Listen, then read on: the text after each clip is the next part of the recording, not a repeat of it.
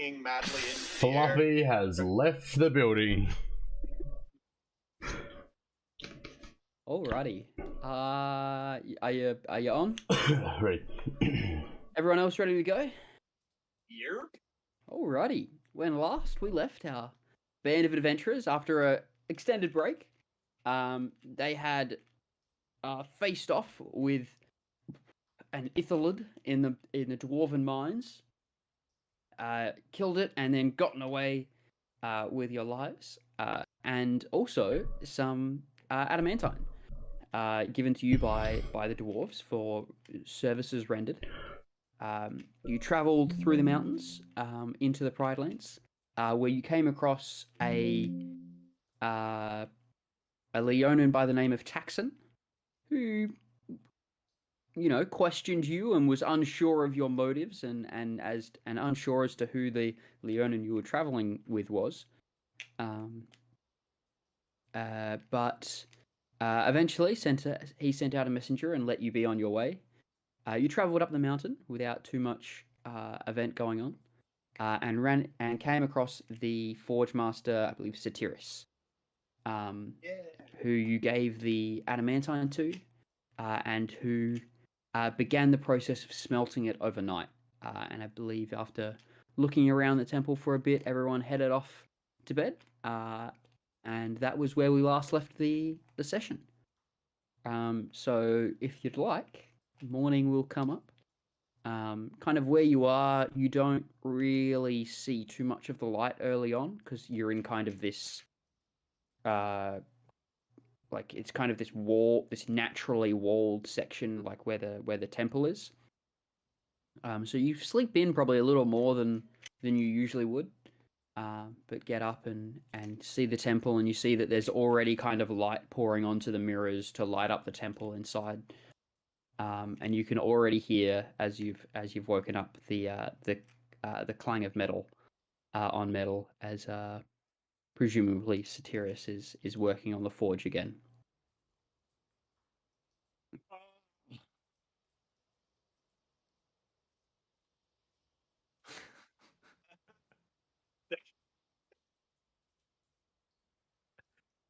Angsty anime teen.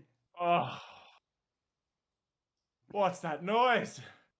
Bang, bang, bang. Is everybody else up?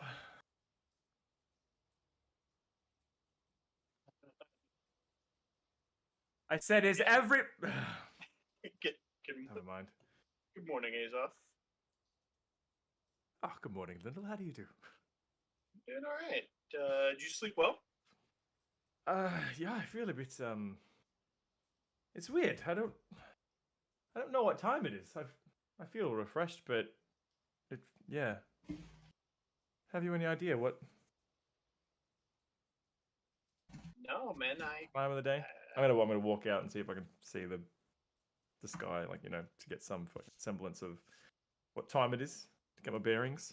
Because we were inside a building, right? Like we slept. There's an open. The whole top is open, right? Yeah. So okay. it's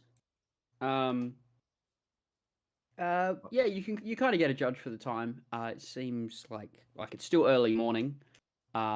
Maybe a couple hours after daybreak. Okay.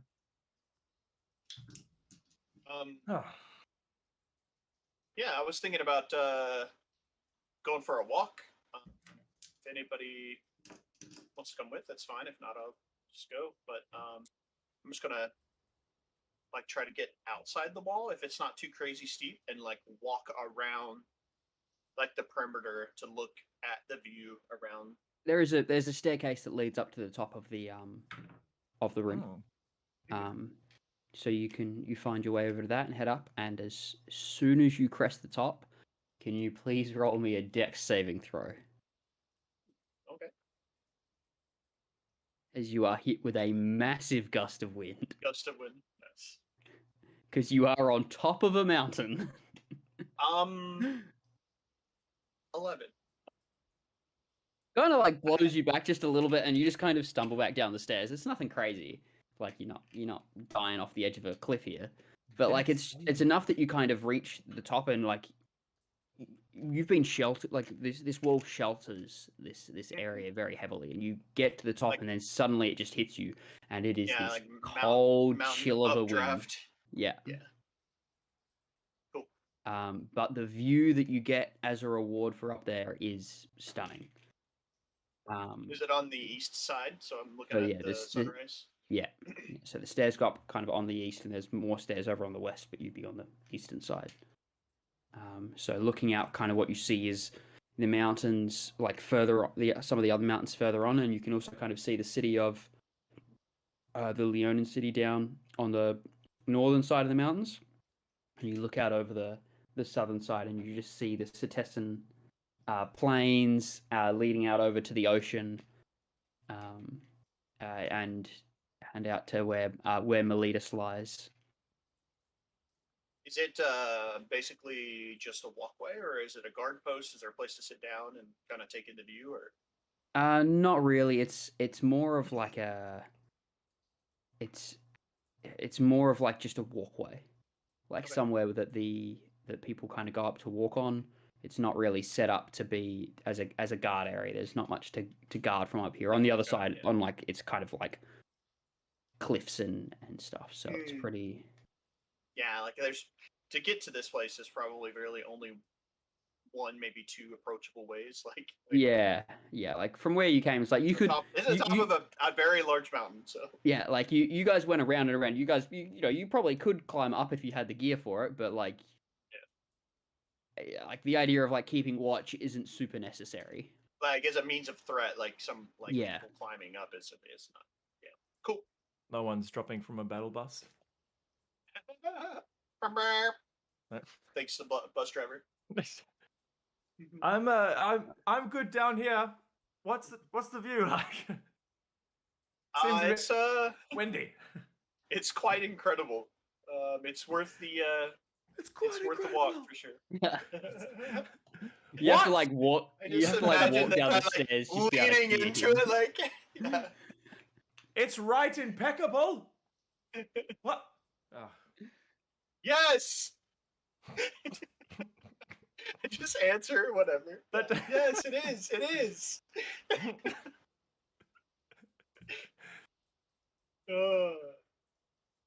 Wow. I'm gonna go and see how far along. What's his face? Fuck! I didn't get my laptop. I don't have my document. Did you say Satyrus. No, Satyrus. Satyrus, yeah. Easy. So you head over to Satyrus. And he's already there, already kind of almost glistening with sweat from work. You get the feeling he's probably already been at this for a couple hours. You see him working on what looks like a couple of chain links. Good morning, Satyrus. How goes the work? Looks over his shoulder and morning. Were you swinging in slow motion, or was that in my head? It's a little bit of both. Okay. The altitude, I'm guessing. Yeah, must be getting acclimatized. So I mean, it's going well. I've got these so far, and he kind of points over to like a small workbench where you've got the two wrist kind of catches, and then a series of chain of rods. And then what he's got at the moment is like a bunch of the linked together, and then he's got like a rod through that he's bending around at the moment to make into another link. And he's there. It's coming along quite well. That adamantine you brought was very high quality. I managed to get it a little bit more as well, which was helpful. It means this process can be done a little bit faster. Amazing. Pardon? Oh, I was going to say that the community that we got it from were quite skilled in mining. I think they're definitely know what they're doing down there. So it's good to know they gave us some quality goods. So they done very well. But I've only got a few more of the links to put in. It doesn't need to be particularly. There doesn't need to be particularly many. I assume you want the hands relatively close together. And then I should be done relatively soon. I've been working on this I got up quite early to start this, so.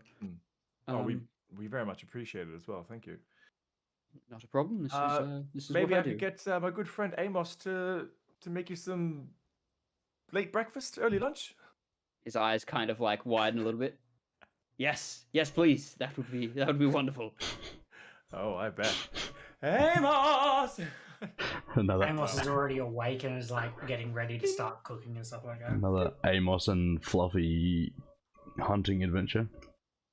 There's no hunting up here. I don't know what you're hunting for up here. Random bird. Yeah. Oh look, he killed a bald eagle.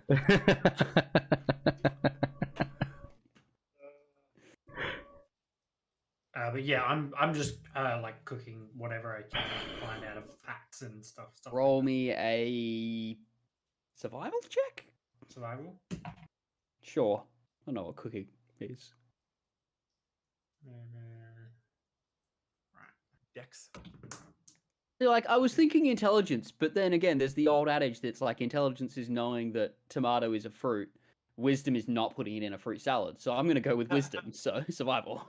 Fair enough. 10. You've never heard that before? No, I have. Yeah, Yeah, that's a good one. I like it though. Yeah. I rolled a 10 on my survival. Yeah. It's, pretty good for pack food, but it's pack food. Yeah. Like it's it's probably a little bit stale, but mixed with kind of the flatbread that Satiris keeps around, it's not too bad. Like this kind of stewy kind of thing, like dried meats that you've put in the stew to rehydrate, and kind of use the bread to kind of like grab a bunch of the veggies and chuck it in your mouth. It comes up pretty good. I already know he's easy to please, so thank you. Mm-hmm. He'll love it. Go over and give it to him, and he says, "Just give me one moment. I'll finish off this chain link, and then have some food. That'll be. Thank you very much." And he does exactly that. I've already started. Don't mind me. Finishes up his the link that he's working on, and then sits down and begins to eat, and he kind of looks over at kind of those that are around. So what do you need this for?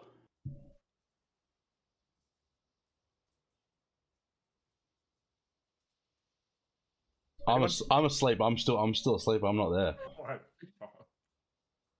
Yeah, I'm taking in the view on the. I was told. So it's I was just me. told not to speak with my mouth full. Right, gotcha. He's like instantly starts.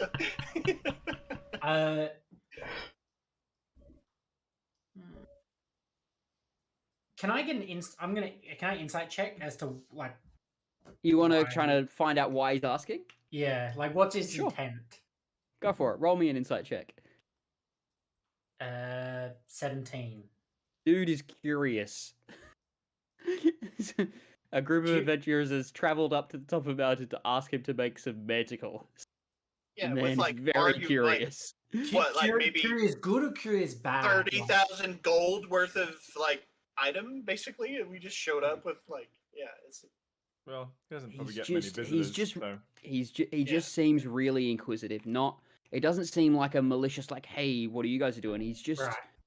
You kind of get the sense in the way that he holds himself that he doesn't speak to many people. Gotcha. Obviously he's in the Heliod temple or whatever it is. Would I know that he may have connections to other Heliod temples, or is he fairly isolated in terms of what he does and like? You don't know. He's spoken about the fact that he's communicated with Lilio. We know that, right? But Lilio has communicated with him. Yeah. Right. but you don't know if he has the ability to communicate or if he only gets messages and can reply, similar to how you guys have been able to with things like sending. Gotcha. So you don't know where his strength lies. You also don't actually know that he is a follower of Heliod. It's kind of assumed. What you do see is a symbol of the sun on him, as well as a symbol of a hammer and a forge, which is typically one of the symbols denoted for people that follow Perforos, who is the god of the forge. Yeah. Okay. So a lot of master craftsmen have symbols of Perforos around because it is, and like it's not uncommon within like the world to follow multiple gods, or if you're dual citizen. Yeah, like if you're a farmer, you'll pray for Krufix for a good harvest, and then you'll pray to another god for this or whatever. Yeah. Like that's pretty standard. That makes So sense. well, these are actually going to be hopefully used to help us in possibly stopping an eidolon. I don't exactly feel comfortable saying more than that, but they're a very powerful mage and eidolon, and we need something that is actually going to be going to restrain them and stop them from. And I'm sure you're aware, but eidolons they can slip standard restrict pretty easily. So some of them can. Some of them are very, very, very, very difficult to hold on to. Yeah, we'll be getting these enchanted when we head back down the mountain. But that's the gist of it. Is we'll be using these to kind of assist us in one of our missions. Ooh. What's his reaction to that, or is he's okay with using your follow on? He's just kind of like oh, that's interesting. Like it doesn't seem like he's more curious about, like, when you said like you're capturing an eidolon, there was kind of like a head tilt to like being like, oh, okay, that's strange. Okay. But just kind of a curious fella. So it's still early morning, and then Fluffy's asleep, Lyndall's upstairs, and Azoth, you're eating. Can I ask him, do you sell things? Or are you more of a request based forge? I do commissions. I also I mainly do things at the request of the other temples. They'll contact me when they want a relic or something of the likes forged. I often provide the champions of Heliod their weapons. That is probably my most common role. Yep. I have various weapons that I give out to them, and because they're forged by me, typically they are more likely to be able to receive a higher blessing, but that has been less fruitful. And I mean, currently I'm the only one that can give a weapon that can be blessed by Heliod. We think due to the fact that he's further, it's harder for a standard weapon to be blessed. Yeah. Okay, no, that's fine. I was just curious. I mean, do you ever make something just for you, though? This is your passion. You have some downtime, maybe a trinket here and there for yourself, something you've made. Made the hammer. Passion projects. Oh, that's cool. I have a shield. It's more than just pretty. Pretty cool. I'm waiting for the. It's amazing. And he probably about 10. You're probably throws it at you, and it gets close, and then then it stops midair, and he pulls it back to his hand. I just kind of look down. Oh, felt like a weed, but nothing. Cool. That's that's pretty cool, right? That's really something. Do it to Amos. I'm turning before I. No. Yeah. Jesus. Yes, this was one of my early creations, and well, it got blessed with the power that it is bound to me in a way, which is good. I also have a shield which I have crafted for myself. I am the Forge Master, but I am also the Guardian of the Temple, so occasionally I have to, or I need to be ready to defend myself if something does happen. Of course. Well, no need to use them against us.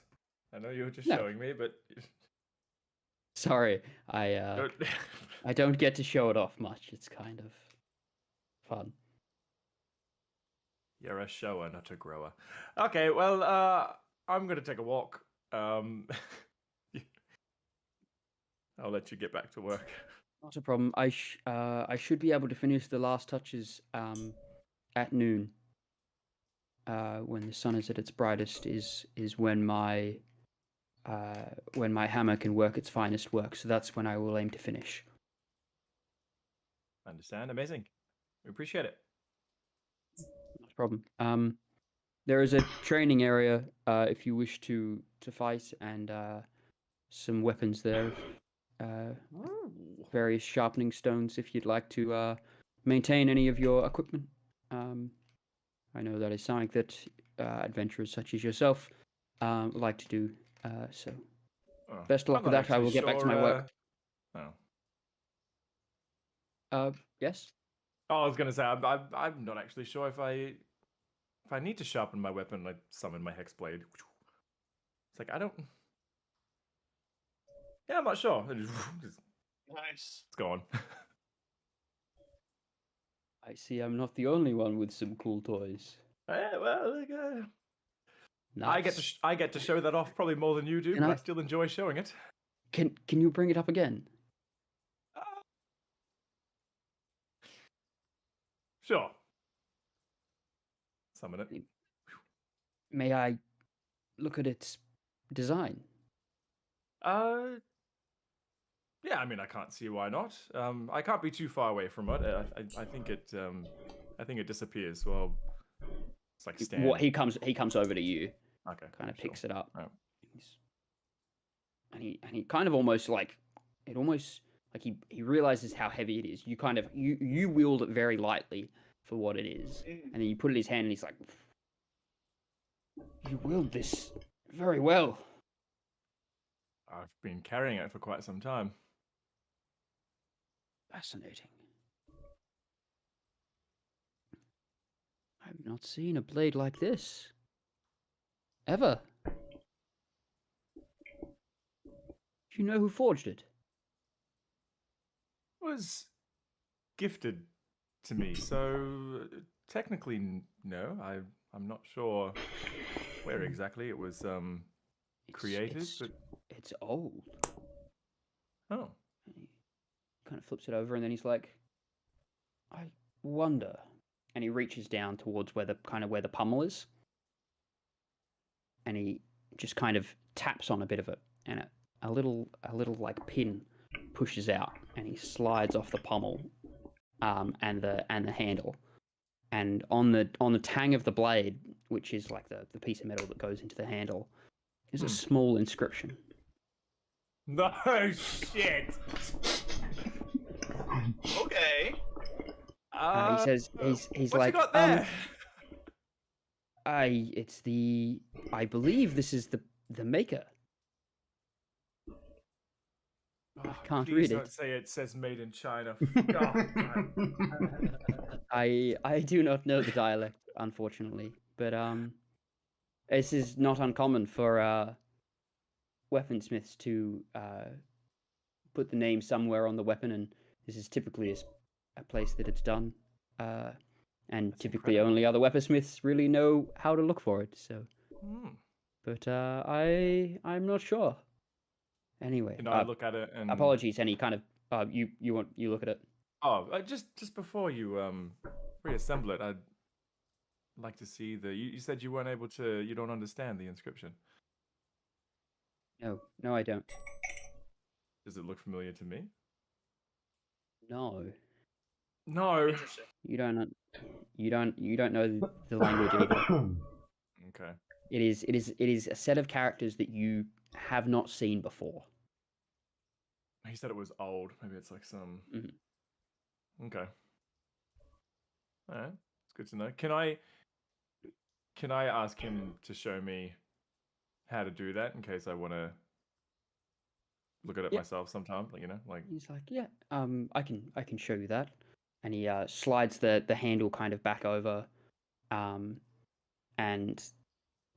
puts the pommel on, and you can't really see it. Like there's the cloth that wraps around the handle, and he kind of just pushes the cloth to the side a bit, and just pushes through this pin that almost sits flush, or that sits flush with the handle. So unless you were to like unwind that, you'd never know that it was there. Okay. So he kind of puts that back, and he's if you simply punch out that little pin, then you'll be able to take off the handle and the pommel, and I mean It's amazing. Just when it's pretty standard for some of the older swords. It's not so common now. Most blades are done in more of a modern style. I prefer this though. Well, when you've spent some time around a weapon and it starts to feel like an extension of yourself, it's like not seeing something on the back of your hand, like a smudge that's been there for quite a while. So it's interesting. It can be strange when someone points out things like that, but I guess if you don't know to look for it, you've probably had no reason to take it off. Or yeah, no, I appreciate it. Thank you. It's very interesting. You're most welcome. Anyway, I must get back to my work. Gives you back the blade, and heads back over to the forge. See him kind of grab out. Yeah, once I hear him start forging it back, like it kind of like brings me back to why we're there, and I kind of get snapped out of me being lazy, and I head back. So no worries. I was gonna say, Fluffy. I think by this time you probably wakes up. Have woken up. I'd like to go and find a spot to look over Temos, please. Yeah, so you could walk up the stairs. You don't know that'll give you a view, or you could walk out to like the kind of there's the large opening that you walk through into the temple. You walk out that way you came in and off to the because you guys kind of came up from the north side, so you can walk out there and see it. Would I be passing by him as he came out? Not passing by you, but you probably notice him like wandering off into the distance, or even standing there but just because your vantage point up there. I'll go up to Fluffy then, and We're going to morning, so I can take notes. Be back in a sec.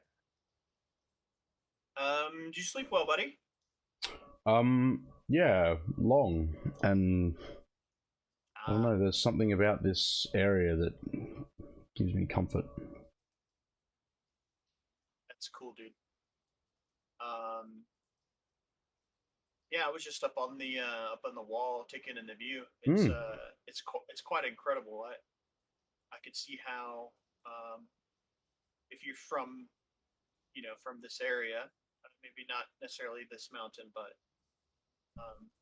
finding comfort in that, it makes sense. Yeah. If you got time, up on the wall it's an incredible view. Good. Yeah, I think I'll definitely have to take you up on that. That sounds good.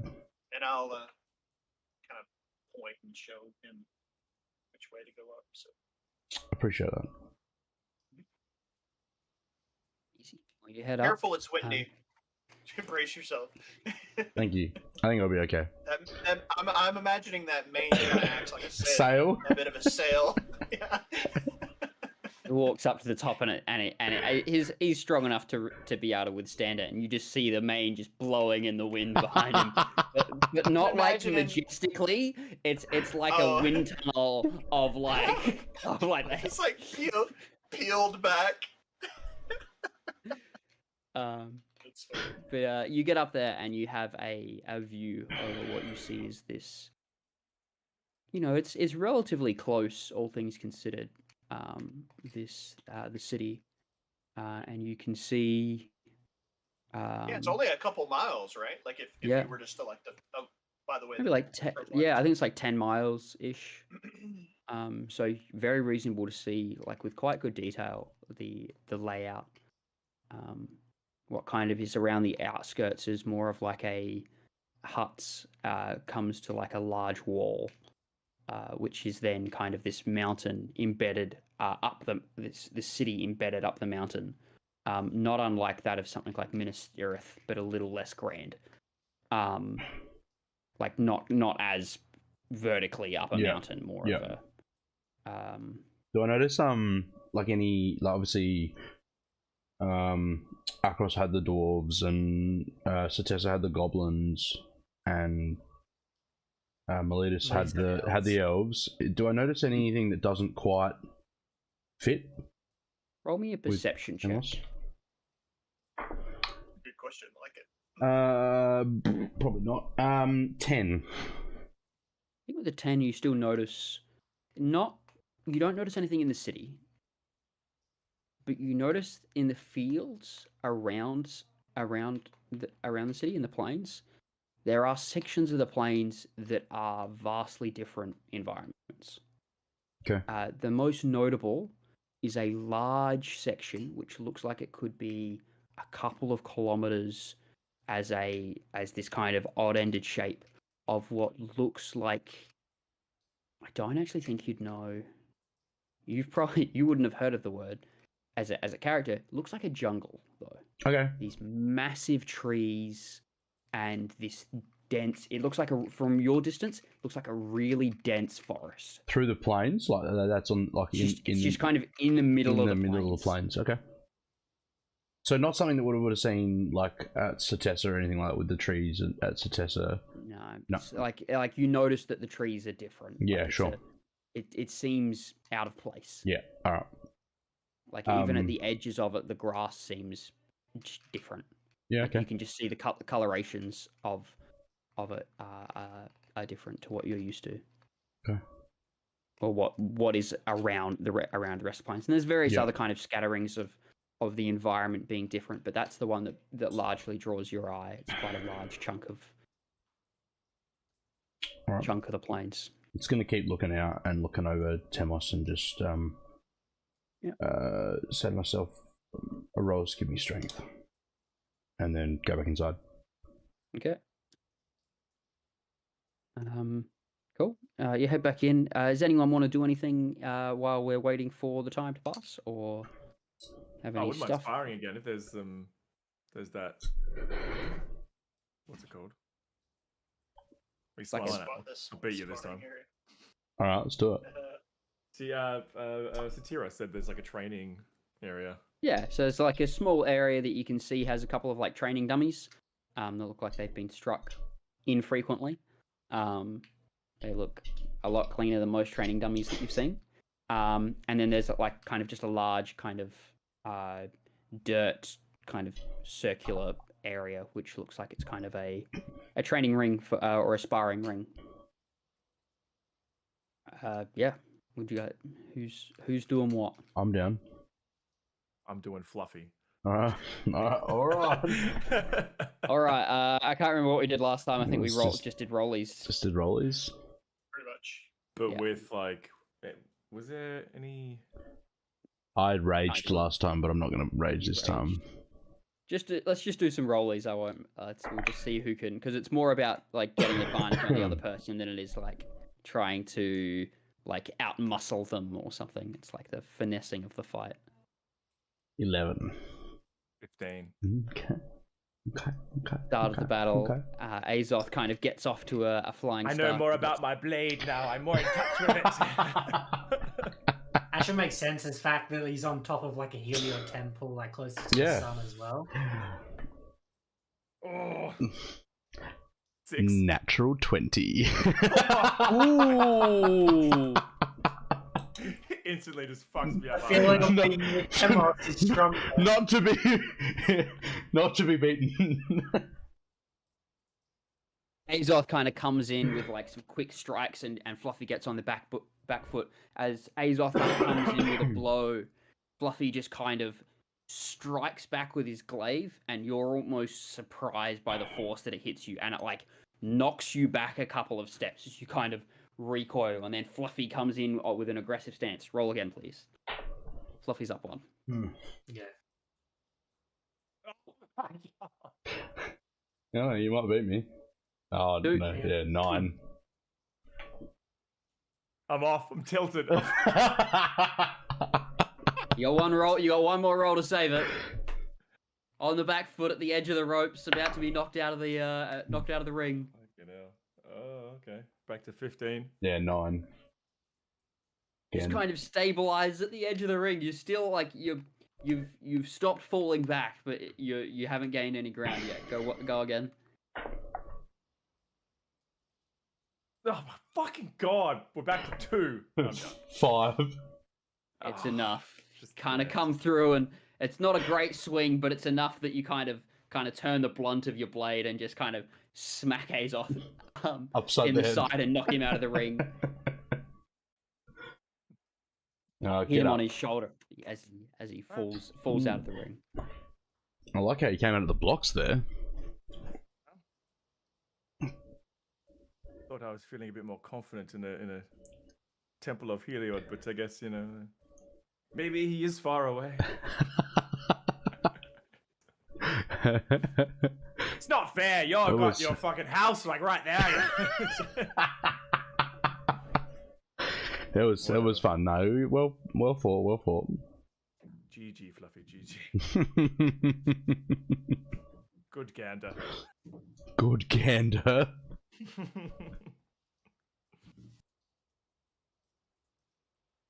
All right. I'd say the rest of the morning kind of travels through relatively uneventful. You kind of pass the time doing whatever ways you see.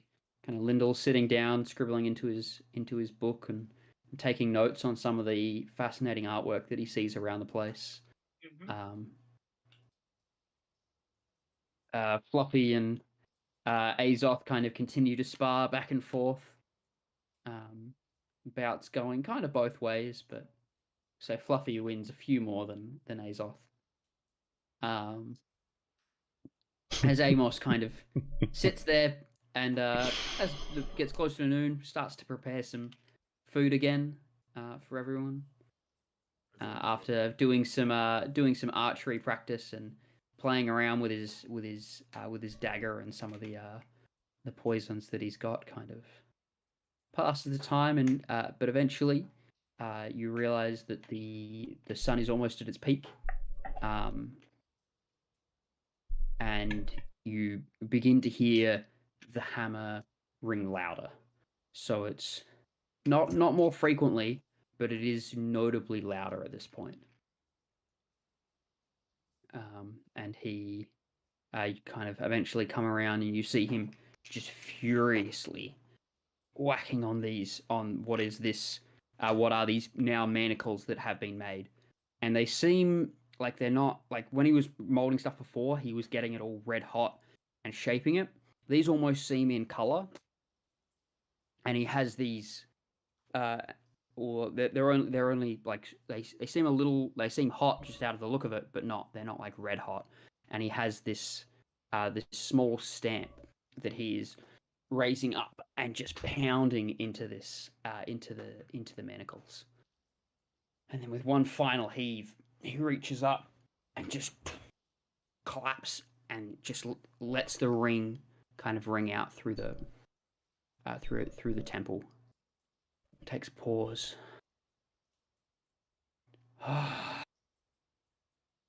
Oh, thanks be the gods. Okay. Kind of turns around and sees you, kind of, those that came over to watch. Yeah, of course. If I hearing the sound change, I would have definitely walked over. Sorry. I believe they're finished. And he picks them up with a pair of tongs and dunks them in this barrel that's nearby, and just see all this steam blow off. Just kind of waits, takes them out and puts them up. Says I'm quite happy with the work I've done on them. I've imbued them with a small amount of magic as it is, which should allow them to hold an enchantment quite well. And it will. The main reason for the amount of magic is to make it almost impossible to break them. Any form of magic running through something makes it very hard to be broken, so that will help with that, meaning they can be in the near perfect condition that they are when they reach whoever is enchanting them for you. Unfortunately, if you're attempting to stop a Eidolon or a powerful mage of an Eidolon, I will not be able to help you with the enchantment as I sometimes could. No, I think that we've asked a lot of you already, and we most definitely appreciate you taking the time. Did we interrupt anything as far as like your work goes? No, with the gods having been shifted further away, there's kind of been less of a need for my works. Although I did have Daxus up here recently, and he wanted some work done, but I'd finished that before you arrived. Did we get that name from the mural? There wasn't a name. We just saw an image of him, right? Of Daxus. Yeah, and you knew you like had a from stories like his. Yeah, I rolled really high in my history, so. Yeah. Was Daxus mentioned in the show that we saw? No. So. No. What did he ask you for, if you don't mind me asking? A couple things. There was a sword that was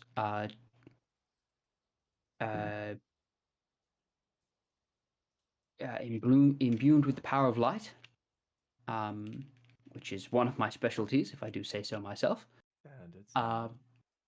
And he wanted me to turn his mask into a shield, which was difficult, but came out quite well in the end. And yes, he was quite happy with my work, and yes, he left only would have been maybe a week ago. Not that it's any of our business, but did he mention what he was out and about doing? No, just. Oh, I mean, he might have. I never asked, and he came and told me what he wanted, and then I spent the time doing it. That is typically what happens. He spent almost all his time here, seeming to be praying.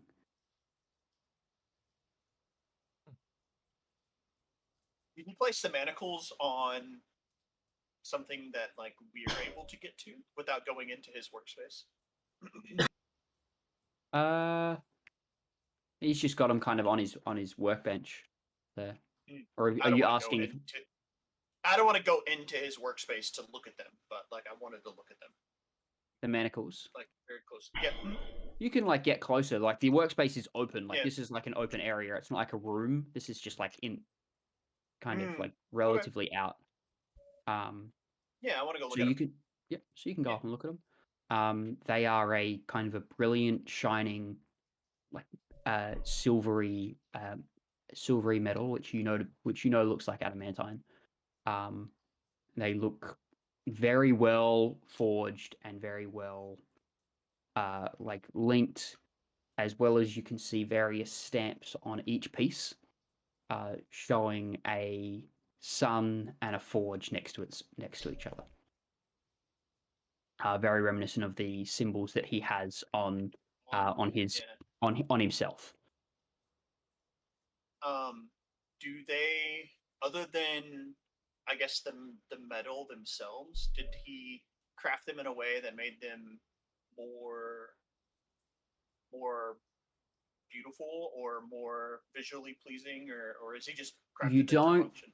you don't notice it straight away, but as the light kind of hits them slightly, it seems to make them like shine, like they reflect the light extremely well, and in the bits where he's like stamped into things seems to almost capture that light instead of reflect it, so you end up with these bright shining kind of yellow symbols across the manacles.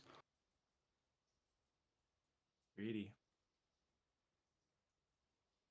Yeah, you do quite incredible work. I would when I'm out and about, I don't know if I ever will run into somebody, but I kind of hope to see more of your craftsmanship one of these days. Well, I hope you do as well. I've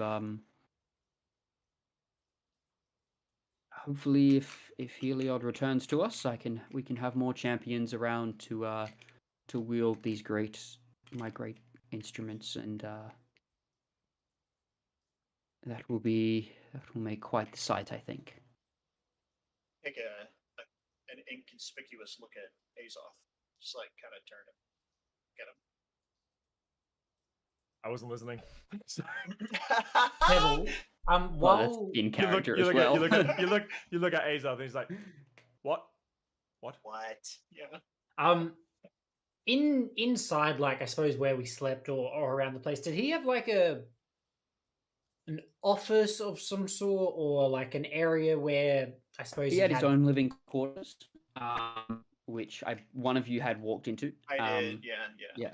That was very simple living quarters with some food, and some weapons, I believe, was Right. all that was really there. Okay. Are there any letters per se? No, Has he got any requests in written form from anyone? not that you've seen. Okay, not that I can see. Okay. Get the idea, messengers don't tend to come up to the top of the mountain. No, that's fair enough. Carrier Yeah. pigeons, though. Why would you carry a pigeon? Just make it fly. Okay, no, that's all good. Okay, just checking. There's these manticles should do what you seek. Once they're enchanted. Fluffy puts the manacles on Azoth. It hurts. Yeah. Cannon. Sorry. I guess that's everything then. It should be, yes. I have a couple other works to get to. The temple at Miletus was after a small carving, or engraving on something, so I was going to get to work on that. It was being commissioned a while ago, and I haven't quite gotten to it. So I will leave you with the manacles, and thank you very much for the company and the food. Just quickly, What? Yeah, go ahead. Satiris, have you had anything to do with our friends down the hill?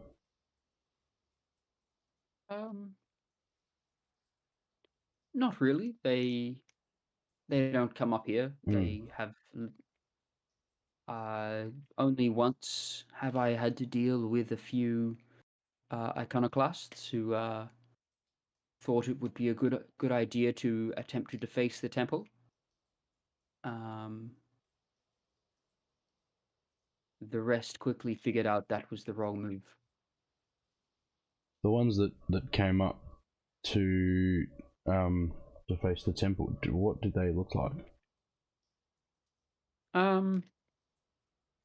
I mean, they were Leonins. Yeah. A couple of young, I'd say they were probably only teenagers. Probably hyped up on someone else's zealotry. But turns out when you take off all the... Well, when you shave a Leonin, they get a little bit embarrassed. Oh, shit. and they learn Yeah. not to come poking around. Mm-hmm. Do I get the sense that like this man don't fuck around? Like, Yeah, you get the sense this guy don't fuck around. yeah. Like, you don't even have to roll insight. This guy's like kind of almost chuckles at the idea of what happened. Like he didn't, as he's saying it, he's not saying it like he actually felt threatened. Just that this happened once. Right. Yeah. He easily defended this. Yeah. Yeah. And yeah, he's like, but they were, I think. Do you mean like what is that all? No, mean, yeah, like, that, yeah. I mean, yeah. I mean, well, yeah, partially, yeah. Like, did they? Yeah. What? Yeah. The coats. One of them was like a relatively common kind of that yellowy kind of look, and the other one was similar to your mane, but all over. Okay. It was very dark, kind of almost all black or charcoaly looking Leonins. Quite cool. He came up in the night and I almost didn't see him at start. Hmm. No, that's thank you, Steers. I really appreciate it. Most welcome. Yeah. One last thing before we leave you to your work, and I'll like pull out my scimitar, like obviously not in a threatening way, like I want to show it to him. I was, I found this, and I'm curious about its origins, and I don't know if you're the masterwork as far as the forges go, if you guys are in connection with each other. But I wanted to let you look at this and see what you thought, see if I could get any insight. He goes up and grabs it. And he says, "Wow, these weapons haven't been around for a long time." Kind of looks around near the pommel and just kind of again pulls down that like a similar bit of material and pops out a pin, pulls off the handle and the handguard. And there is an inscription on the handle. So, well, that's interesting. Give me a second while I find the name. It's here somewhere.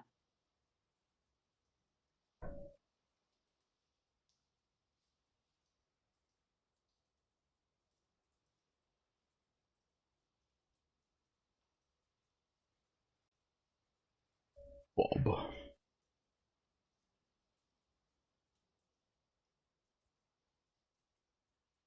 Bob and Jerry, sword makers.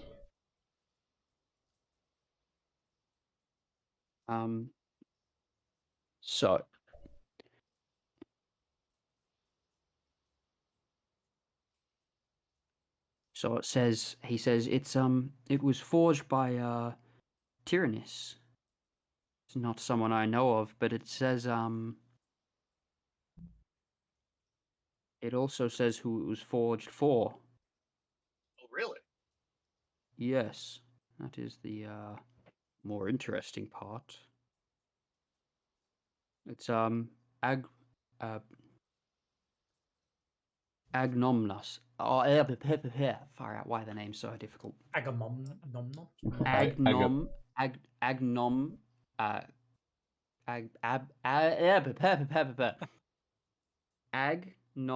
Agnomikos. Agnomakhos.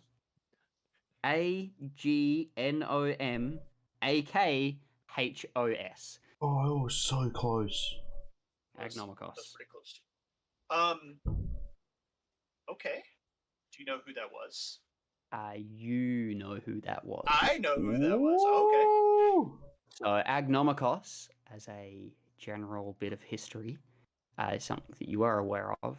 Agnomikos was the name of an archon that ruled over the area of around Miletus, up to Aros, across. I do that all the time. Up to and he was known to be a tyrant. in the time before the gods really came around, before the Age of Heroes. He was one of the main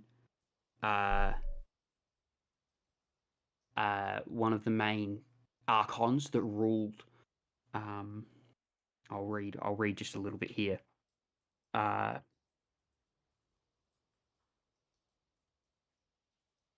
So back in the days of the age of Trax, Trax,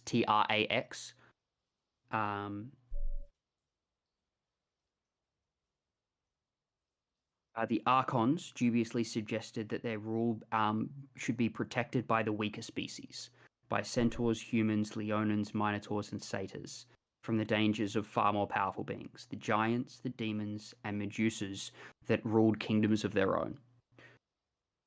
The tales tell of Agnomachos leading his Leonin soldiers to repel an invading army of giants. That's one of the main stories. And you would know from your history that is one of the reasons why the Leonins hate the gods. And it's because that for centuries they were used as a slave army under the Archons. The gods did nothing. He wasn't a Leonin himself. No, he was an Archon. Okay. An Archon in this world is not dissimilar to what we would view as like an angel, or what like modern fantasy would view as an angel. Sure. In power, not necessarily in being. Mm. If that makes sense. Wow, that's a great bit of information. I'm not sure what to do with it. Yeah, and I react. Like my disposition is very taken back, and kind of you can tell I'm very worried about that. So thank you for would I know at this. About Agnomachos? Would Fluffy know about Agnomachos? Oh, roll me a history check. Oh, that's cocked. And that's a 3. -1. Ooh. You were gonna have to roll really high to know. It's not uncommon knowledge, but it's the kind of thing that you'd have to look for. Like you've heard of, of the Age of Trax, and you've probably heard the name. The name isn't something foreign to you. You don't know the story of it. Okay. Having been brought up in a temple of Eros, you've been told about how Eros was one of the gods that helped overthrow the Archons. Yeah. You know about that. You don't know like the specifics of stories. No, cool. You also probably didn't listen that much. Anything else? Nope. Well, he here, and he kind of puts the weapon back together. I'd say, probably somewhat of a famous blade. Not for necessarily fantastic reasons, but powerful. Do you think there would be anybody, if I'm walking around with this, do you think there'll be anybody that recognizes it? No. Without taking it apart like you did? No. I mean, most depictions of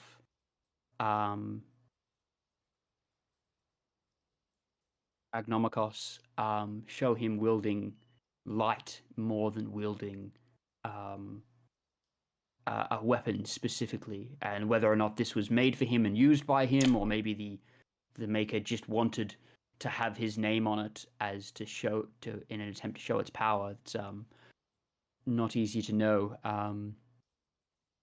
But I mean, that's centuries ago, so no one, well, only a couple of people probably in Theros were alive then. Makes sense. They are only the most powerful beings, and maybe they know, but even then, that's unlikely.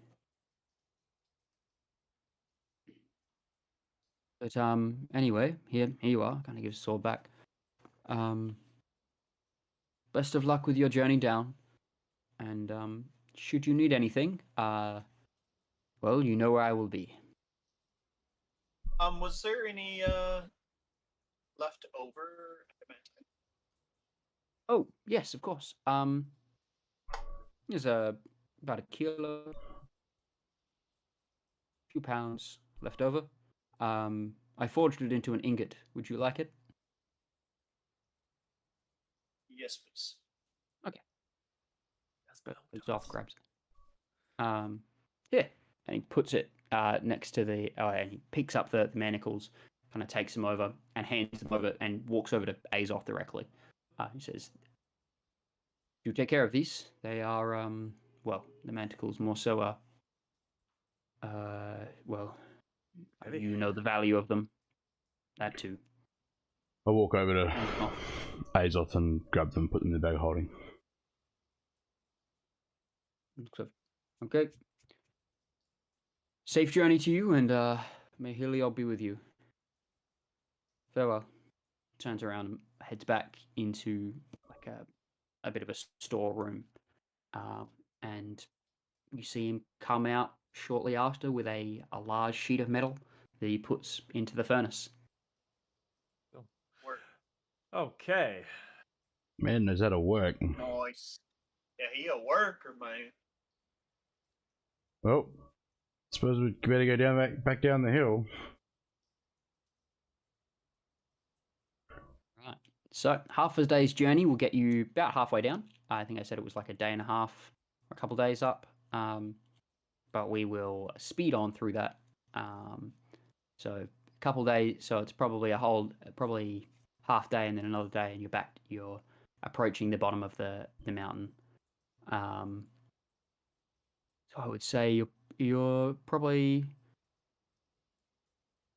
late morning by the time you're reaching the bottom of the mountain.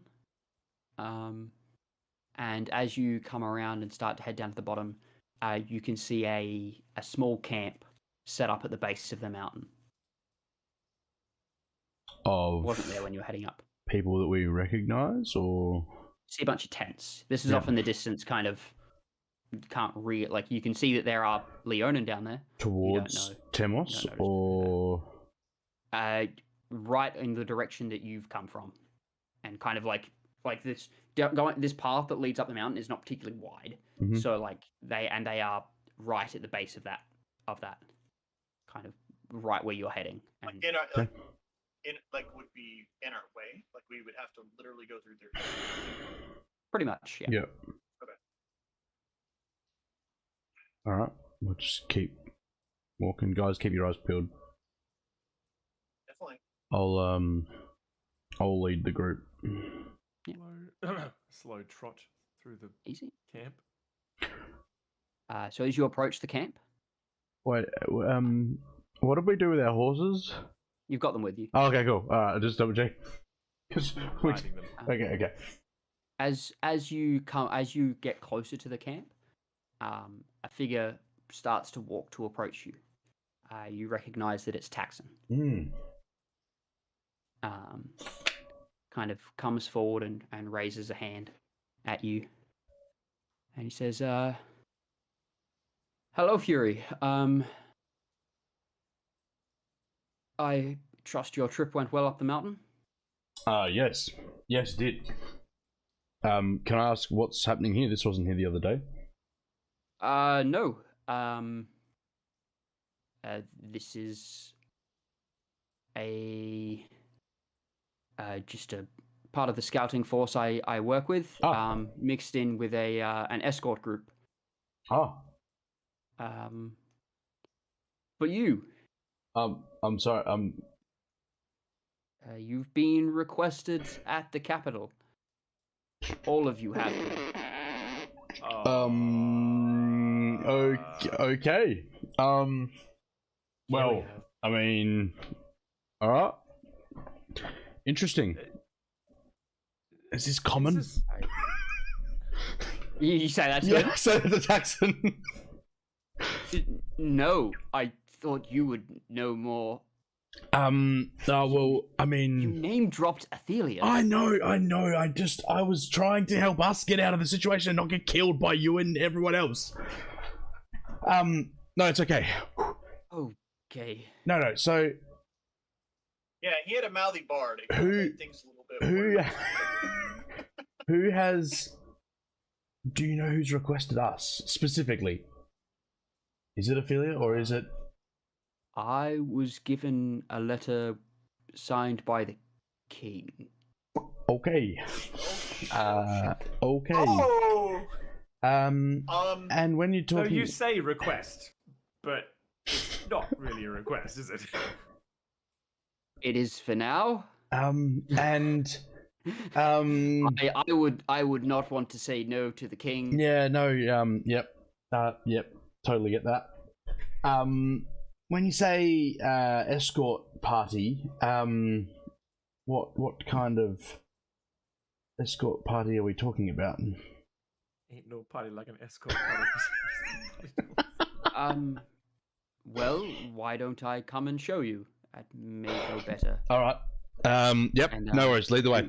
I'll turn around to the other three and say, guys, keep your mouth shut.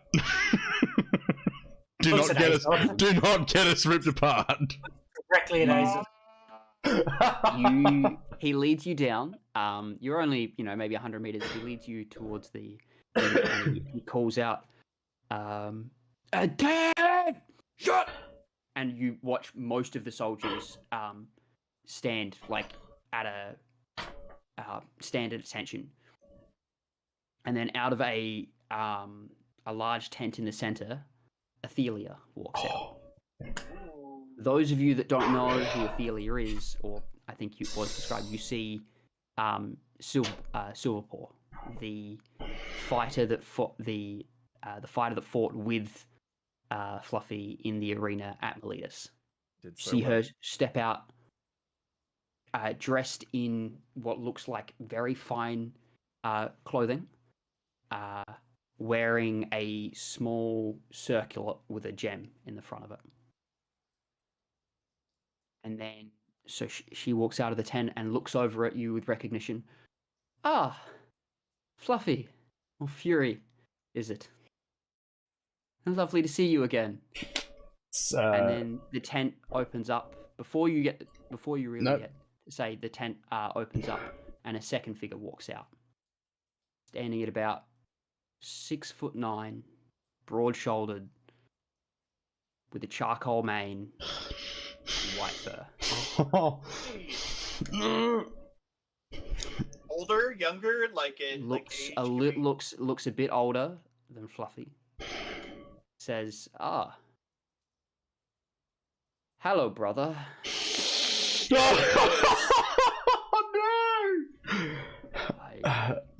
Oh my god. I can't believe it's you. It's happening. Fucking jaws just hit the floor. Brother. Brother. I mean, I would assume so. Hey, brother. Sorry, yes, I should introduce. I am Dion. Dion. Spell as it sounds, Dion. Dion. There's, I guess, a lot to let you know. We've come to help escort. We figured a familiar face, as it were, and he kind of almost looks to be like sizing you up and looking at the others. Might make the trip a little less strange. I mean, all of this is very strange. Wow. Okay. You and me both. Yeah. I was sent. The king allowed myself to come, and sent the entourage on behalf of our parents, who are eager to see you. Yeah, really interesting. Yes, of course. I mean, you went missing in the middle of the night. Did I? And I flick a look over to Amos. Don't look at me. He said, "Shut our mouths," didn't he?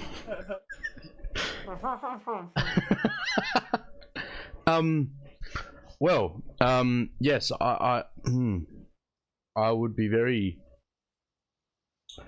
I'm very keen to meet them Well, or re-meet them. and you see, he's like, yes, well, that'll be, that will be something. And you see him kind of look around and now kind of realize that all the attention is, at ease, and everyone drops, and you see even Taxon kind of loosens off a little bit. Can I get the sense that if Fluffy was unwilling or hostile toward, like, in his reaction, that they would have forcibly taken Roll him? me an insight check. Can I also? Because I'm having sort of that vibe as well. Yep. Insight. Ooh, +6. Hell yeah. So 20. 6. A lot. Yeah, it's 18 + 6. So was it 24? I got 9. Of course you did. Mm-hmm. I'm 2. Oh, you bastard. He deafened me! John doesn't know what's going on. And then...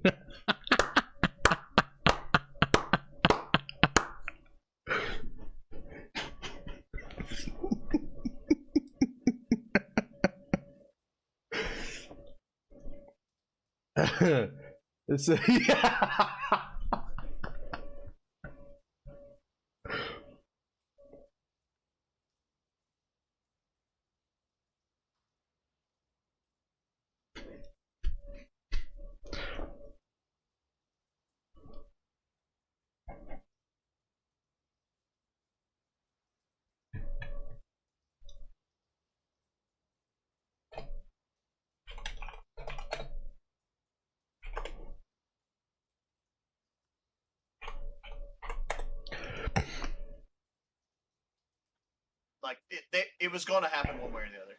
Gotcha. Okay. Gotcha. I think that's better than ripping you guys out of. I like that. I really like that. That's really cool. I can just see the reactions. It was funny because, like, I knew what was going on. I knew what was going on because obviously I rolled a 9, and then Crub wasn't the fun deafened. part is those that aren't deafened can still hear you guys. So we could both we could hear all of you guys while that's going on. So like, Oh, That's amazing. I love it. cool, I like it. anyway, so that happens. You can't figure out really. Yeah, I don't know. What the goal is. I'm too fixed the fact I have a brother. That's big information. Mhm. Yeah. At this stage, like, are we like a meter apart, 2 meters apart from Ophelia You guys probably come and up to Dion? be probably just a couple meters apart now.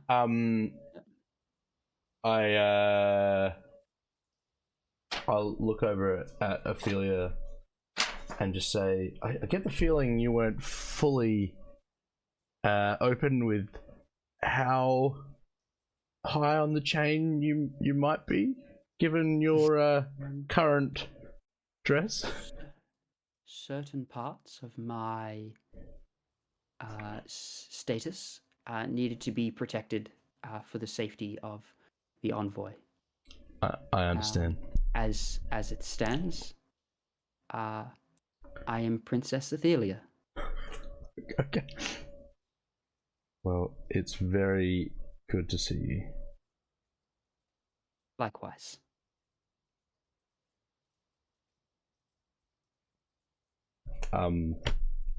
Please, I guess, lead on. Wonderful. We will break the camp and. Yeah. Can I have a moment with our group? Just have a conversation. Of course. Of Sure. course. Sure. And I like bow and be like, Your Majesty, and then so you can walk away. I'll So, awkwardly follow his lead.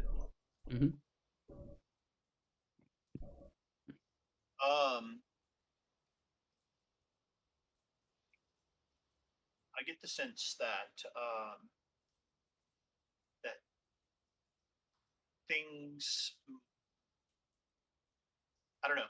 I feel like things could have the potential to go very wrong. And I wanted to let you know, Fluffy, that like you, for me, are in all this is my priority. Like I don't have any allegiance one way or the other towards this scenario, other than with you. So I wholly will follow your lead. I understand.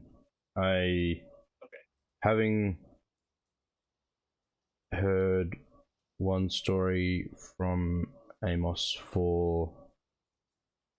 who's someone that I trust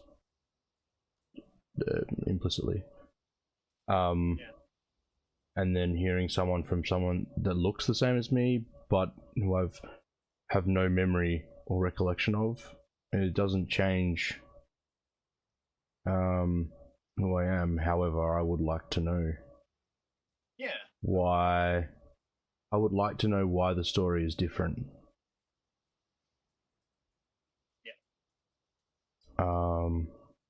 But I will protect you. I'll protect you guys the best I can in here, because I feel like you're gonna get some funny looks. Get the feeling They that don't send the princess and a small army out to get somebody for no reason. Unless they really wanted them. Yeah. Whether we wanted to or not. Yeah. So. Cool. Yeah, I just wanted you, to you let saying know that makes me realize that I get that now. So. Okay. Alright. I'd like to, if I have anything on my person that even looks remotely Heliod-ish. Heliod, whatever. If I need to like flip my fucking robes or whatever, just So you look like it. You just look like an acolyte. You look like Heliod. I mean, you've got you wear a breastplate, right? Should like I disguise self?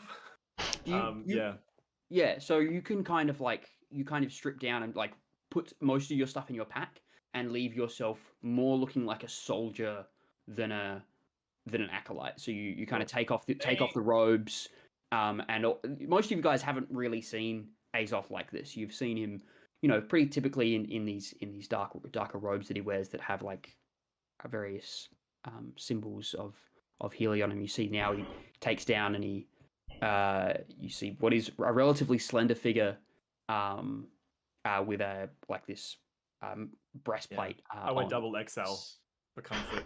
Yeah. As he finishes that up, I'll be like, Azoth, you still remember the princess saw everything that happened at the tournament. So.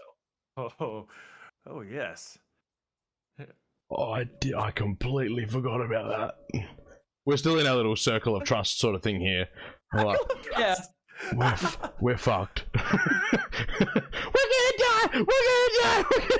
Oh, and we've just descended from a Yeah. mountain of Heliod.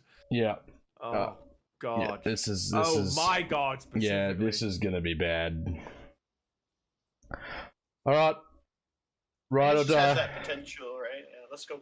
Let's get it. Ben's putting Walk on back Azoth's in. robes. Right. Well, and by the time you get back, most of the camp is already, like, even just in that small couple of minute conversation, most of the camp has been teared down. Alright. They eat it? These guys look like most of the guys that you've seen, or most of the soldiers, it's not guys, it's a mixture. Most of the warriors that you see around, they look seasoned. Right. Like, these don't look like town guards. Yeah. These look like warriors. Right. Okay. Are they all like sort of like? Are they all sort of like I'm above average, obviously Leonin height, but they're all sort of like around that 6'6". They all look like basketballers. Yeah. Yeah. Yeah. Okay. Yeah. Like this doesn't Yeah. look like the average fighting force. Yeah, let's it's put it like that. yeah. Like sort of you've like- seen average Leonins. Yeah. You've seen kind of like the Leonins that you've seen in the cities, and kind of some of the ones that have embraced a couple of the ones that have embraced the more like the human lifestyle, and they, maybe they're 6'2", the special but not that forces big. of But these guys Leonins. look. They look like they hold themselves as you've seen extremely talented warriors Yeah. Okay. do. Okay. Not all of them pack up. There is a small group of what is noticeably smaller Leonins standing around mostly with bows. And they hang around with near Taxon. The ones that are they don't tend to. They're not packing up. the warriors that are packing up. Do any of them wish the guys that are staying with Taxon like goodbye? And do I notice anything in terms of a like a handshake greeting that they do or anything like that? Yes. Okay. So a couple of them go up, and it's quite simple. They raise like what is their right arm alongside each other, and it's just like just like an elbow bump. Oh, yeah. Okay. So Cool. You just like they just do that and then bow ahead and walk off. As we're sort of like exiting stage left, I'll go over to Taxon. Yeah. And just say, look, I really appreciate. I hope I appreciate what you've done for us, and I do what I've seen everyone else do. He almost goes to like reach for a handshake. Yeah. And then he sees it and he's like, that will serve you well, and kind of bumps. Yeah. Cool. Take care. Is there anything I need to be aware of going in? Anything else I need to be aware of going in? I don't think so. From what I heard, they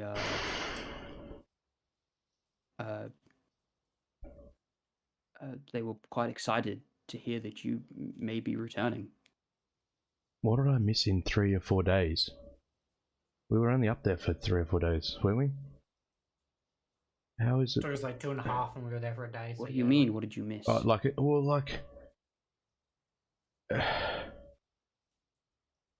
I got the you hadn't obviously heard of me, but obviously, no. But my family has. I just feel like it's. Never mind. I'm in a bit of a spin. This is all very. Right. I'm sure they'll clear. I'm sure your family will be more than willing to clear everything up. And by all accounts, you may get to meet the king. So. Have you ever met him? Yes, I fought alongside him. Is there anything I need to be aware of with him?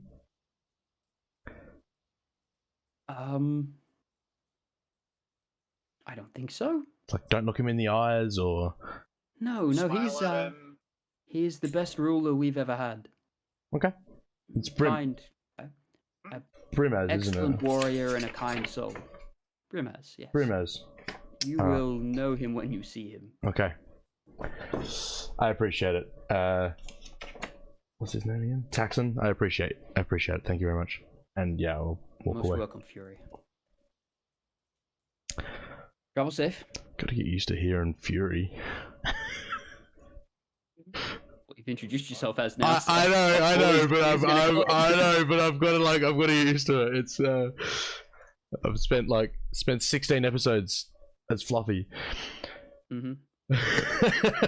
All right, so you head back in, and Athelia and Dion are there, kind of, and they're helping take apart everything as well. You do notice various pack animals around, mainly horses, and they load them all up. Is Dion acting subjective or more as an equal to? Roll an insight Athelia. check.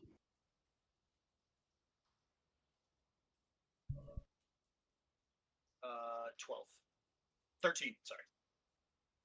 Hard to tell. But from what you can see, they seem to be very comfortable kind of telling each other to do things. It seems to be a relatively even playing field. Okay. Okay. Amos, are you feeling okay? I'm freaking the fuck out, man. Shh, be quiet, be quiet. I'm pointing at Azoth if they ask what happened. You might want to take my robes off if you're looking to be inconspicuous. They look good on you, though. Yeah, drag across the floor a little bit, but you can, A little bit. I'm not that much shorter than you. How tall are you? 5'10". Yeah, I'm not even that much shorter. I'm 5 inches shorter than you. Well, my robes go right to the I don't know floor. why, but I always think of satyrs being like halfling size. No, they're No, they're yeah, regular. no, I know, yeah, I know, but this is what I think. Well, I mean, if you would like to travel on your horses, you're most welcome to. But we will. I mean, we'll still be setting a decent pace. Hoping to get back relatively as soon as we can, really. So, if you're ready to head out, let's go. Yep. Yeah. Let's do I'll it. stay on my horse. I don't want to slow him down. So Yep. keep going. I'm gonna stand one too. Now, did we agree that you don't speak Leonin, do you? No, I do. You do? Oh, I have it in my languages. I've had it since the beginning. Okay, cool. Yeah. Yeah. Yeah. So at some point you did teach it to yourself, or Because learned I it from spoke someone. to Taxon Yeah, that's in right, you spoke- Leonin. Yeah, in Leonin. Yeah. So you hear in Leonin a Dion call out basically forward. What is like a call to march. How many? and Roughly how many? also- Roughly how many are traveling with us? About 20. Okay, so it is like a small army. Yeah. Okay. Are they all different variations of Leonin? Most of them seem different variations. Okay. There are 2 that match you. 2 that match me. Okay. Yeah. Are they either side of Ophelia? Nope. Okay. They're just in amongst the rest of the soldiers. Is Dion next to Ophelia? Yes. Okay. So guys kind of head out. You guys kind of just start, and they set a decent pace, like for a troop that's like that is like they are at a jogging pace. And I mean, you guys are on horses, so it's pretty easy to like, As a human, if I was on foot, I wouldn't be able to keep up. No, not with your gear and not with the amount of stuff that they're carrying, but they just go and they just start running. And it's only probably a couple of hours later that you guys approach the base of the mountain. And it's a relatively like the soldiers don't really talk. The city is on a mountain as well. It's kind of like the city is In built a at the base mountain. of the mountain that kind of goes up onto the base of it. Okay. The kind of thing the equivalent I gave was like a less steep Minas Tirith, like built into the side of the mountain going up. That's right. The only thing is as you're marching is occasionally you hear the Dion calls out like a march song almost, and everyone is running in step in time as they go. That'd be cool. Left, right, left. More or less. So there's no like I don't notice any like whispers or anything between other. Not between these. Okay. Athelia does at one point drop back, and running alongside you, looks up and says, "Well, your family is very eager to see you again, and Brimaz is very curious about what you may have learnt after growing up in the human society for so long. So it's set to be an eventful evening. Yeah, to say the least. Is Dion, is he your guard, or I just in a way, he is my partner. Okay. This here's my partner. No. Yeah.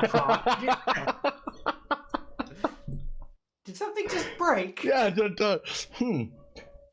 Growing up around the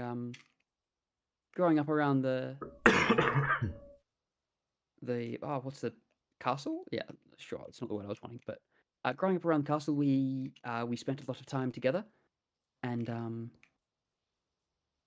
our parents thought it was a good match of the clans. We are more friends than anything, but it works well for the families. For sure. Is this being said in Leonin or Common? Leonin. Is there a reason he didn't come with you to Miletus for the Champions League? Or was he there? Yes, he wasn't there. He was here doing various duties. He was with me, but had to return after the sundering happened, and came back to ensure the safety of the king. Okay.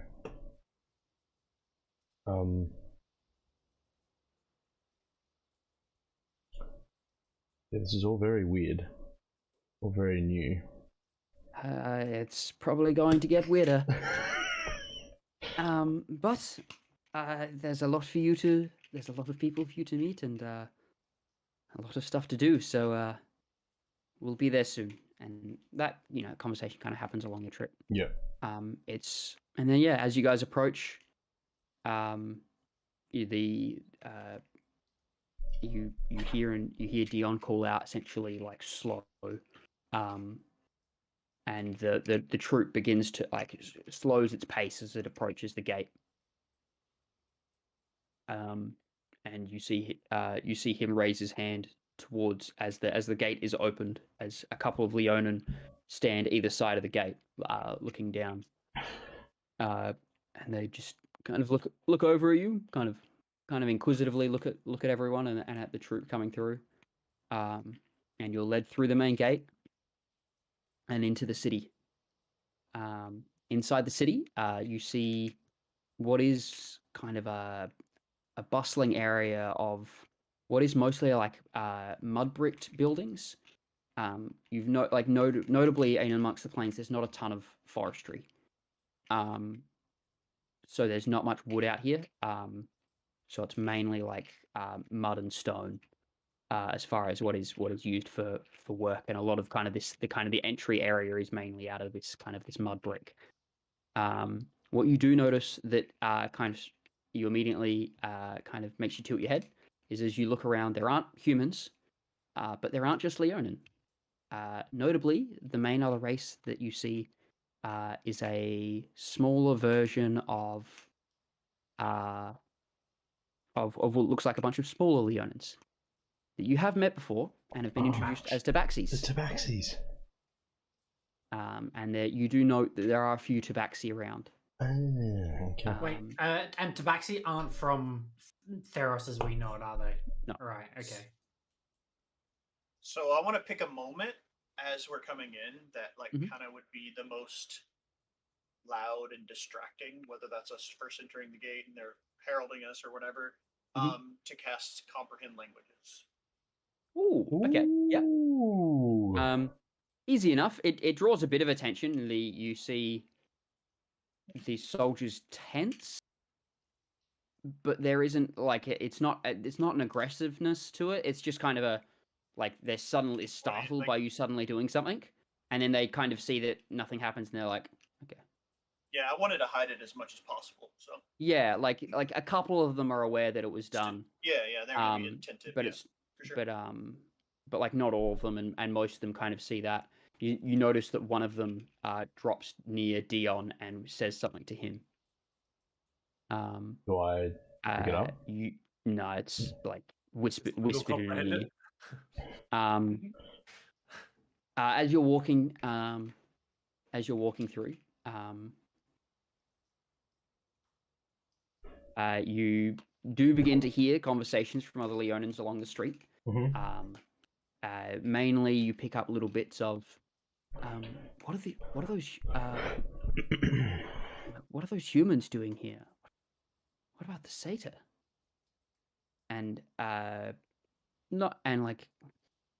is that Leonin riding a horse? I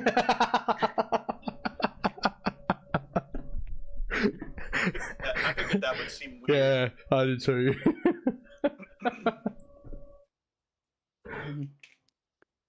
I don't know. It looks like it's one of the shadow mains. That's, I don't know. Must be important business. And oh, yep. And then they kind of like shut up as you guys get closer and pass. But there's a lot of kind of like hushed conversations as you guys approach. People that kind of do see people that do see Athelia, there is a lot of bowing from a lot of people. And then a lot of people kind of pay. Some people just pay no mind to see the troop coming through and just kind of look up and get back to what they're doing. It's close to midday. It's like around midday now, so a bit past midday. So,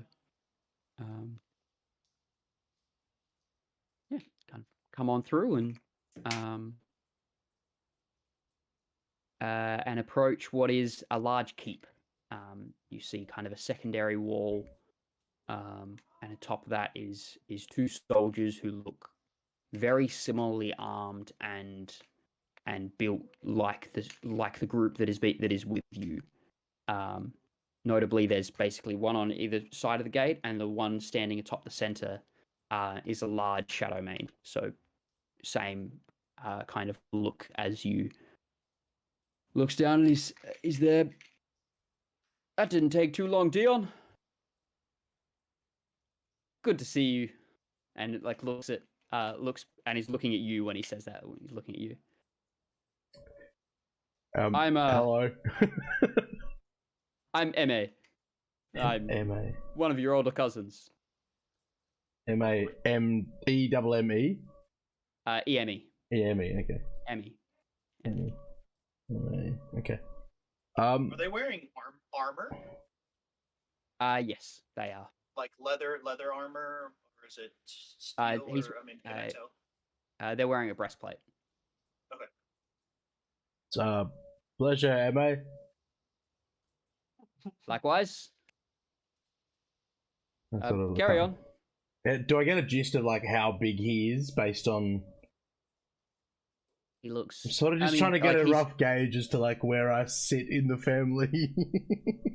He looks like 6'7" ish tall. Okay. Like stacked up against the others. You don't think he's as big as you are, or as big as Dion is. He's an older cousin. Yeah. Dion bigger than Fluffy. Dion's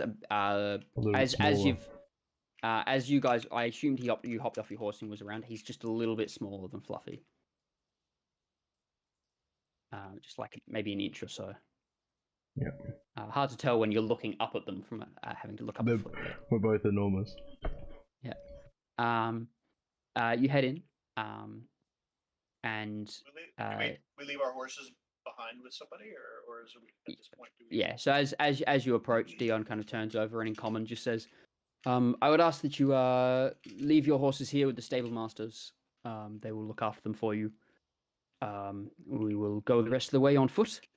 I believe we had a messenger sent on ahead, so the king should be expecting us, along with various other delegates that are eager to meet you. Got mad butterflies right now. I'll give Bastards a good big scratch on the head and 10 So- seconds before he's let off. So. No worries. You guys kind of leave the horses with a couple people. Dion kind of turns back and in Leonin just calls out at ease, hold hold here. What is it? Keep 4 here, and the rest of you can go about your day.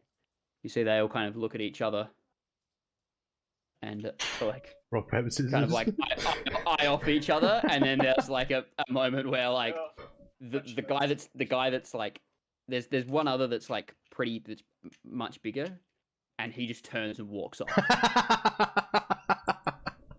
and a few of the other ones, the two other Shadow Mains just kind of walk off, and it ends up being about 10 of these like still well built but small ones, and they all kind of look at each other. They all get on the ground and get in like it for an arm wrestle, and they all just like do that, and eventually there's only 4 of them left. Kind of just kept in the back of your mind, and Dion's just like, that's amazing. Some of my favorite moments with this group. That's amazing. Anyway, shall we? Leads you up towards the keep. I should mention, do not draw your weapons in front of the king. It's usually a given, but it's very disrespectful. Understood. But you are allowed to keep the weapons on you. That's I guess I don't know if you know. That's part of who we are. I appreciate the heads up. Not a problem. Anyway, if you'd like to follow me, and he leads you into what is this main chamber, or this kind of hall as you enter, and you just can, before you can we see enter this. the hall, can I just double check behind us and like no, everything seems like it's just standard like practice in terms of introducing someone to the king. There seems to be a lot of curiosity around, but I mean, roll an insight check, I guess, for how everyone is treating. I think I'm getting taken to an execution. 15. You get the idea that this is like, that this doesn't happen regularly, but people aren't like, there's no eyes that are just like, he's gonna get it, if that's what you mean. Like everyone's more curious than they are like. Oh yeah, I was trying to ascertain malice intent. You don't detect any malice from like either the whole town's clued in or nothing's happening. Yeah, we're not aliens either, right? Like like these people have seen humans and satyrs before. Like, most of them would have, not all of them. Okay. You might not be many a bit people come alien. out this way. But you go in, and you can kind of see the this large main door, which you think would go to the throne room, and he instead points you off to a side corridor. It says, Is there anything imagery or written on the door? It just says no. It's very like artistic in its kind of design, but there's no like direct imagery other than this golden symbol above the door, which is like a lion roaring, or a leonin roaring, I should say.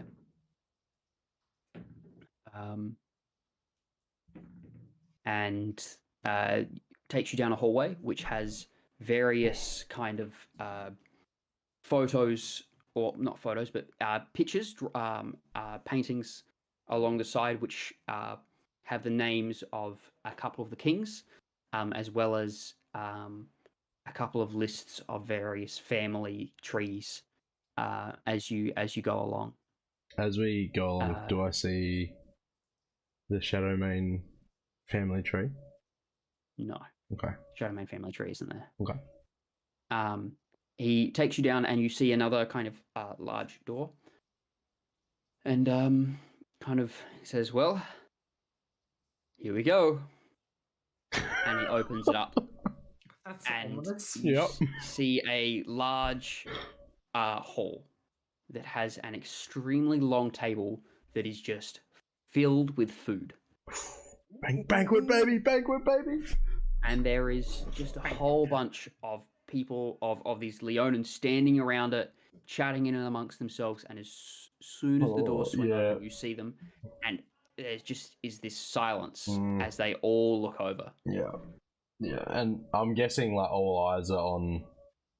most eyes are on me, or are they on all of us because we all look a bit weird? It seemed to be a bit on everyone. Yeah. Although people seem to linger on you.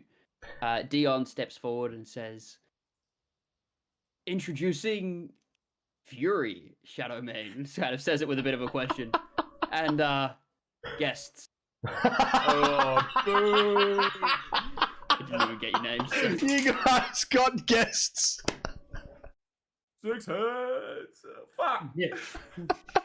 And What the Ophelia steps forward, puts a hand on his shoulder. We have Azoth, Lyndall, and Amos. Oh. Together they make up the 6 heads. Figure that out. but there's only 4 of them. There was another traveling with them.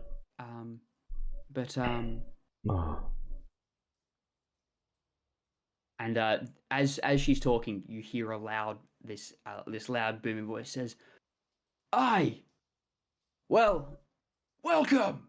And you see this standing about 3-4 inches. You see the head above everyone else, and they are not small groups. You see this golden mane, and kind of steps through, like everyone kind of parts for. You see this large crown, and what you recognize as a photo of, from photos up, this is King Brimaz. This large gold mane, and you just, like, there are, like, Leonin are big. You're big for a Leonin. Yeah. He's over 7 foot. Yeah, right, wow. This dude is huge. Yeah, okay. At his side, he's got a sword which would be about the size of a great sword, but then he's also got a shield on his back. Is he fit? He kind of got that king pudge going on. He looks muscled as hell. Yeah, no Like King this Baratheon. he looks if most royalty you've seen is Baratheon, this is Ned Stark. Like,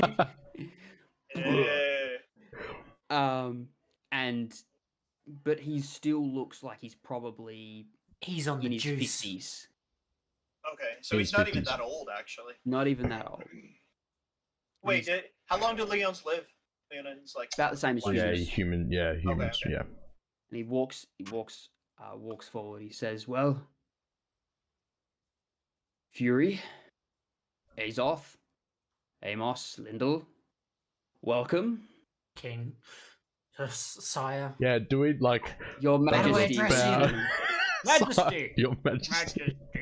Just give, like, Amos a whack. Kiss his ring. Does he hold his hand Yeah. No, I go off the French kiss. No He's need to. No 2 foot idea how to taller than me. Going the right way for a smack bottom. We are, well, many of us have many questions for all of you, so, grab some food. I'm sure you're hungry, and, welcome to this wonderful city. And, we'll do our best to make your stay welcome. And, Fury, if you'd like, I believe there are some people that would like to see you. Incredibly, And yeah. I was gonna, yeah. Points back. Yeah, but right, like as it's going, like I'll put my hand on Fluffy and be like, "Fluffy, this is a big moment, and I think you should arm wrestle the king." Give him part of inspiration. You see, off standing, like Why am I behind, nervous? off standing, kind of in the group, a large, two quite large Leonins, with the same kind of, there is a woman who seems relatively elderly, and even just looking at her, you feel a resemblance. she is just this white coat, and then next to that you see this large kind of one that, and you can already see this kind of almost this smile on his face as he looks at you, leaning on a spear, and you note that he's missing the lower half of his left leg, and he kind of is leaning on this spear, and he kind of That's badass. uses the spear to help him kind of almost hop forward, and he says, I never thought I'd see you again, my son. And then he just goes in to embrace you. Hi, Dad? Pop up. Yes. Sorry, and he kind of pulls back and looks at you. He says, You're so big. Thank you. Like almost like looking up at you, like you're taller than him. Yeah. Thank you. It's him. It's him. What did he say? What was the name? Kior, Kior. Okay. And she walks forward and just kind of walks up and puts her hand on your cheek. And it's like, Which cheek? right? My butt cheek. Butt cheek. Ajax, is that really you? Say Ajax. Ajax. Did you know that, Jamie? Nope. This is nope. What fucking names you have? Hi, Mum. Mum. Yes, but if that's strange for you, Mother. just you can call me Kior. This is your father, Gion. Gion. Facebook. Gion. Yep. The Gion, Dion, Kior, and Ajax.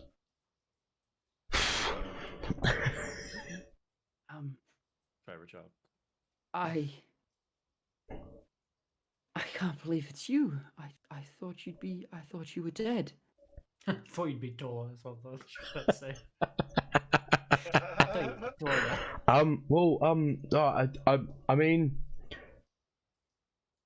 I don't know the name Ajax. My friends. Of course not. You were only a baby when you went missing. Yeah. I go by. I mostly go by Fluffy. My friends, affectionately call me Fluffy, and I've quite grown on the name. The name has grown on me, I should say. I have. Well, it's strange out there. Yeah. But I will call you what you wish to be called, if that is Fluffy, and the name that you. I mean, at the moment, everything feels so foreign. I have so many questions, and yet at the moment, it's.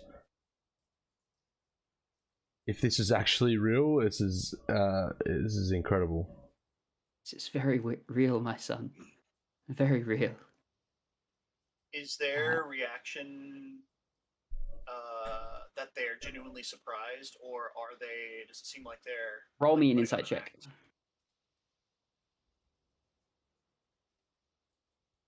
16.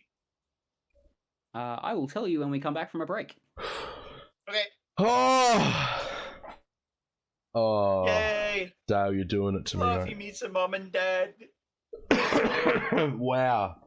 How many names do you have? What do I call you? What the fuck? I don't know what to call myself anymore either. Having an identity crisis. You had Fluffy to know you Fury, had a different Ajax, name from Sword, the Leonids, right? Shadow Man. I figured, yeah, I did figure, but at the same time, I wasn't. Yeah, wow. Okay. Oh, gosh. Oh man, emotionally charged.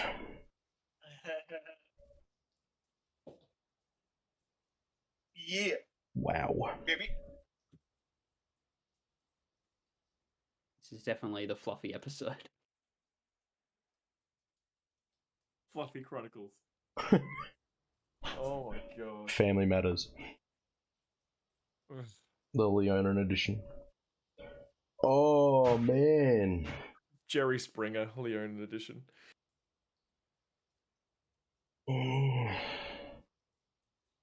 How you going? So you went missing, huh? My head is exploding with information right now. Which head? The six Six heads. heads. 6 heads. One of my 6 heads is exploding right now. Yeah. I'm not gonna be able to sleep for a week. So much information. I'm having a hard time as Justin, not necessarily Lyndall, because I don't know that Lyndall would be as skeptical as I am, but I'm like, player is very skeptical. Like I'm like, like there's so many things that like about this story about you that I'm like, man, I don't know about that. I'm like very skeptical, so I'm like trying to check myself every second. I'm like, not to be too. I mean, I kind of want to make myself be along for the ride instead of like interjecting all the time, because I want to. I'm sort of playing it as. Yo, why would you leave? Why would you not tear the freaking world apart to find your son? You jerks. Well, they might have. We don't know that. I'm just. I'm. Yeah, like but Fluffy is wrapped up in this. Like he's not. He is just there for information and wrapped up. He is. Yeah. Wow. Now that I think more about it, if they find out I took you, I'm fucked. I'm so fucked. yeah, because they're gonna want to know why you wouldn't have brought him straight back to them. Yeah. Or why I took him in Regardless of general. the circumstances. Yeah.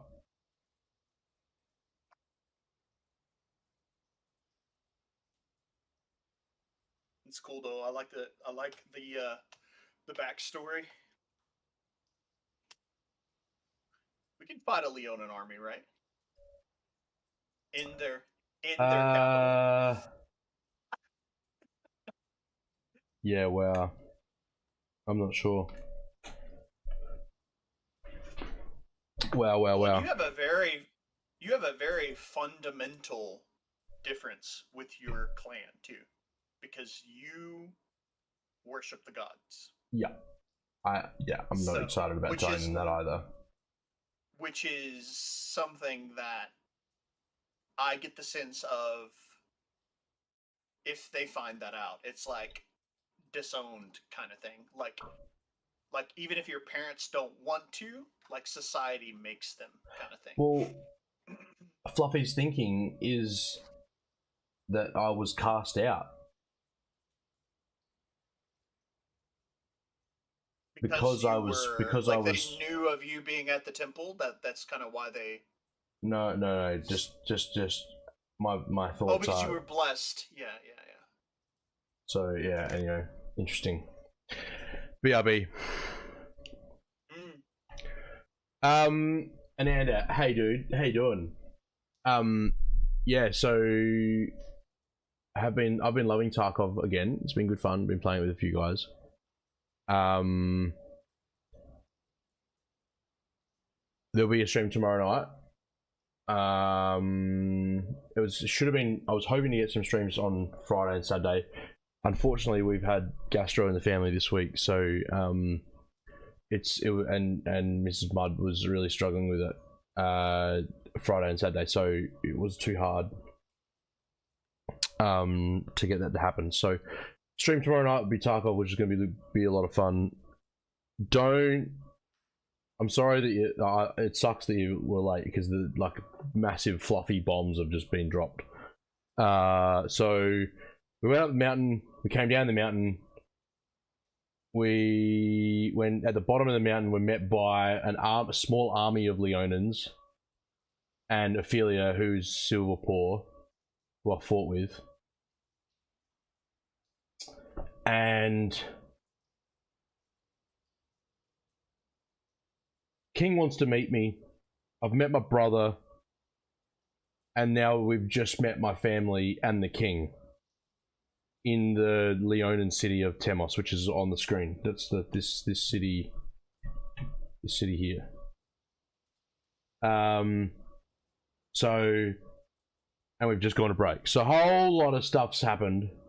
It's kind of crazy. Don't really know what's going to happen from here.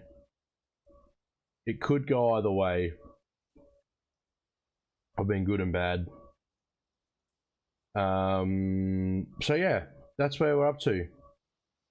But yes, there will be lots of Tarkov streams coming back soon, because I have played the game a little bit and I've really enjoyed being back on it. I think the break's been good, but I've really enjoyed playing it again, so which is good. So yeah, I'm gonna get something to eat. I'll be back in a bit. Stuffs up the video recording for everyone and stuff, so Yeah, that's cool. I like it.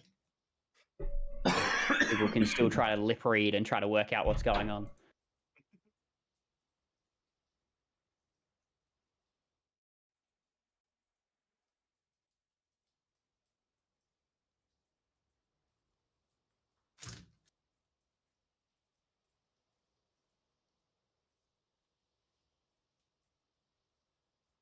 Oh, It's fun times. It's funny. I chose as one of my proficiencies. I chose sleight of hand, and I don't think I've done anything with sleight of hand at all. Either way, sometimes you pick it and it just you never doesn't know, come right? up for you to do.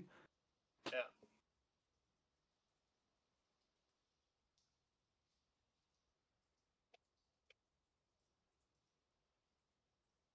Oh.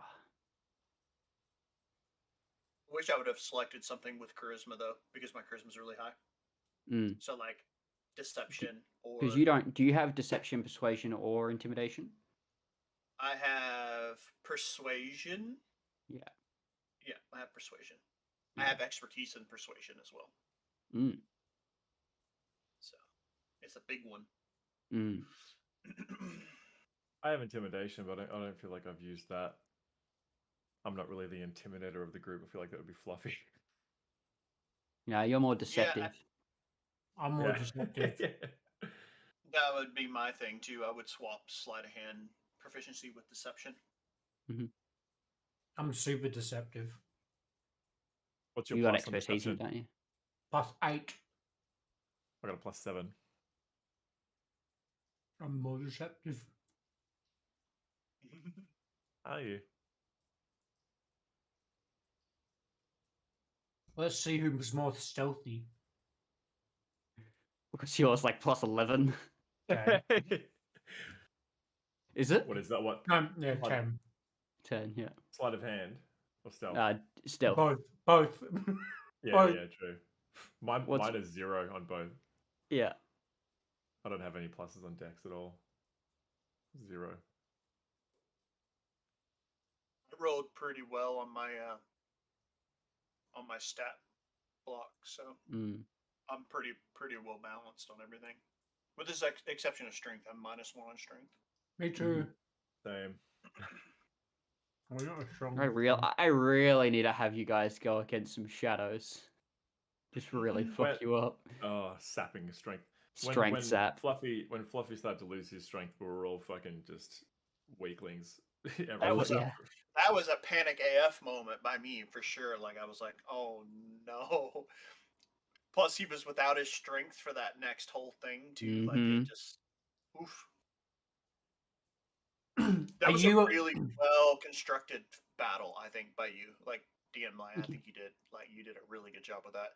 Like having that what was it called? The guard or whatever that we had The to Sentinel. fight. Like he wasn't like he's a single target, which I think that parties can deal with single targets pretty well, but he was complicated in what he did. Like with his little AoE stomp that he could do that like knocked everybody back. And it didn't help that we put ourselves in a really shitty area to fight And him. Like that stomp was something dumb. That was homebrew by me. Oh yeah. Because I was like, I want something that kind of disrupts the fight a little more, and I Yeah. like the idea of like knockback moves as more of a disruption effect. Well, and you get the luxury of kind of knowing what. I mean, obviously you know what we can do, but you also know what like kind of our tendencies in fights and what we were going to try to do. We wanted to take care of that dude quickly. Like we wanted to kill him ASAP. Like we wanted to get rid of it, and that caused us to like make like some bad decisions. I think so when we ended that fight, like it made us think so much more about the next fight, even if they weren't as like they were basically a band of people kind of like us. They were just acolytes and a couple oracles for the most part, and the assassins. The assassins were the threat, but it made that fight much more interesting because of the fight we had in before it. I thought it was really really good. I think that's my favorite sequence of fights that we've had so far. I was going to say that by a long shot. That has and remains to be the situation where I was the most scared for my character. Trying to like lead. Knowing now what the mind flayer did, scares me way more. Azoth being scared for his character makes sense because when he was running up the stairs and he's like, I go invisible, and it's like it keeps eye contact with you, and he went, I'm about to die. Like, that's right. It has true. I am on my own with this thing, and you guys were left behind. I was on the roof, invisible. It still saw me, and it was catching me. Yeah, and I was like, yeah, that's the most scared I've been. And combat hadn't even started yet. Well, and it was riding the tension. It was also riding off the fact that we'd just been fucked by Vyas too. Like, right? Yeah, that's his name. Oh, he was an asshole, and so like we literally just got royally fucked by him. Like we were like, holy shit, and we immediately went chasing after him. So like we were strung up, ready the deception, that drop. What a moment! Big moment. Yeah, that was cool. Spears. First big moment. That was it. Been a couple now. Good fun ones. What would you guys? Ajax, Xenon. We just heard one. Xenon was big. Xenon. Getting possessed by a god. Being possessed by a god. Yeah, that was a very cool moment. Been a few big moments. Yep. How would you rate, Lyndall, your drinking from the pools of Lith and what came of that? In terms of for you, defining. I think if it were to happen now, I would rate it much higher than I do currently because it was really early and it didn't mean as much to me because of context, right? Like I hadn't understood as much about Lyndall yet, and like I feel like it would mean a lot more to me now that I understand Lyndall a lot more than it did. In that case, then would you actually? So like if I'm thinking about in the moment, I mean it's obviously very huge for Lyndall now and me now, but like in the moment, would Lyndall still drink from the pools now, knowing what you know about him now? Yeah, he would for sure. Oh yeah. And it's just based on like knowing, like he was, he's a knowledgeable dude, right? Like he was in school, he knows about like history and religion and stuff like that. So like he's always going to be willing to challenge something that has in the realm of lore, or especially the gods, in it coming from a point of like disbelief or wanting to confirm that this isn't a real thing.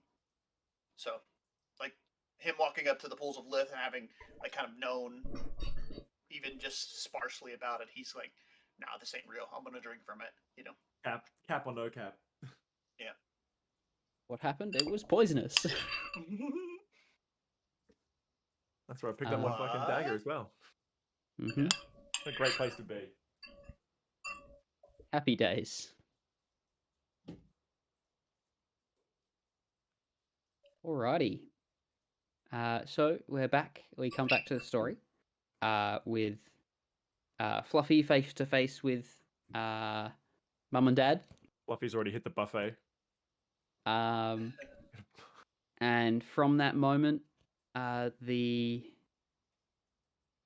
kind of say, well, I'd love to meet the companions that you've been traveling with.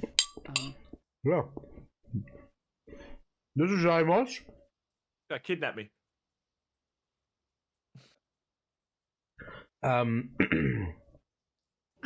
Amos and I have been traveling for a very, very long time together. He's a very, very close friend of mine. And then this is Lyndall. He excellent on the sack butt. I don't know if you know what a sack butt is, but type of instrument. Type of instrument. Incredible sound. Incredible sound. Can't wait to hear him later. And then this is Azoth. How Tabs, of course.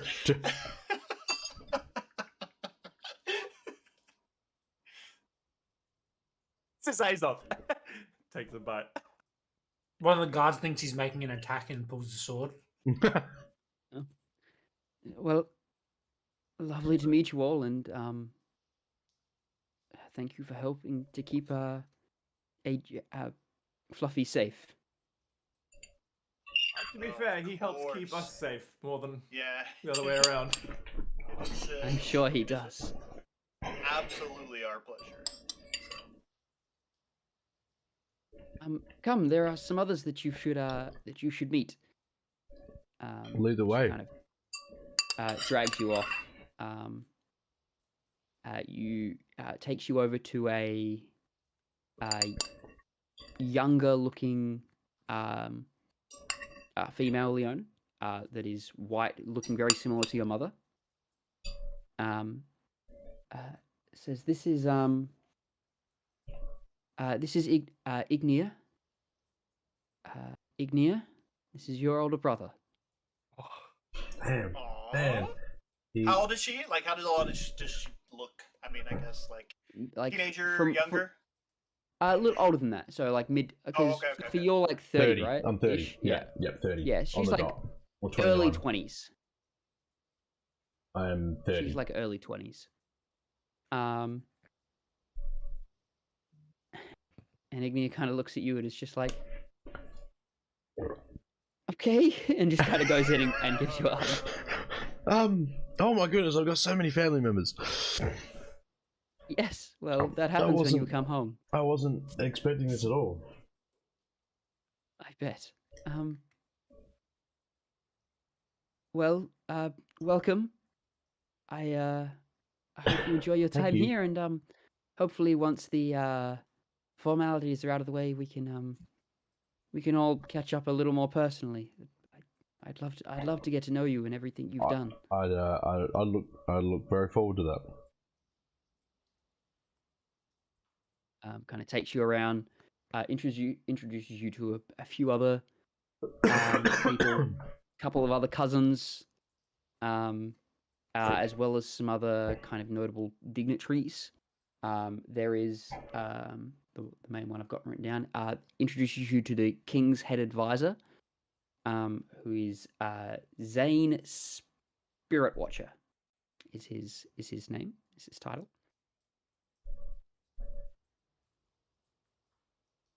Zane Spirit Watcher. Watcher.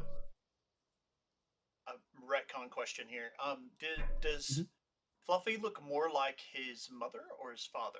Is like the Shadow main character a trait Closer to his maternal or father. maternal? Okay. Closer to his father. Okay.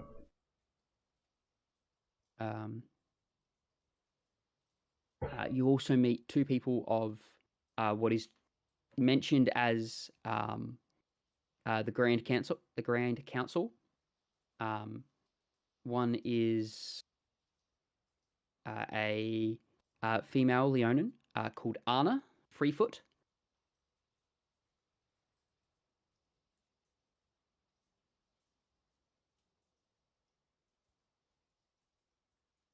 And the other one is a a male called Trior. Trior. Trior, Mm-hmm. like Trior. Yep. They're council members? Yes. Oh. Part of what's called the Grand Council, though none of you have any idea what that is. No. Pleasure. Sorry, pleasure. A lot of just meeting. There's lots of just like kind of more head nods than there are like full right. What seems to be what you believe to be the formal greeting. Sure.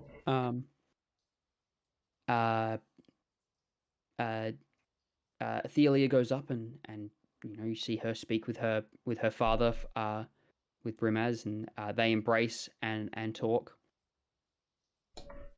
And eventually, kind of you've kind of been introduced to a bunch of people. People kind of start to mill around. While this is all happening, the rest of you are kind of standing around a little bit like, what are we meant to be doing?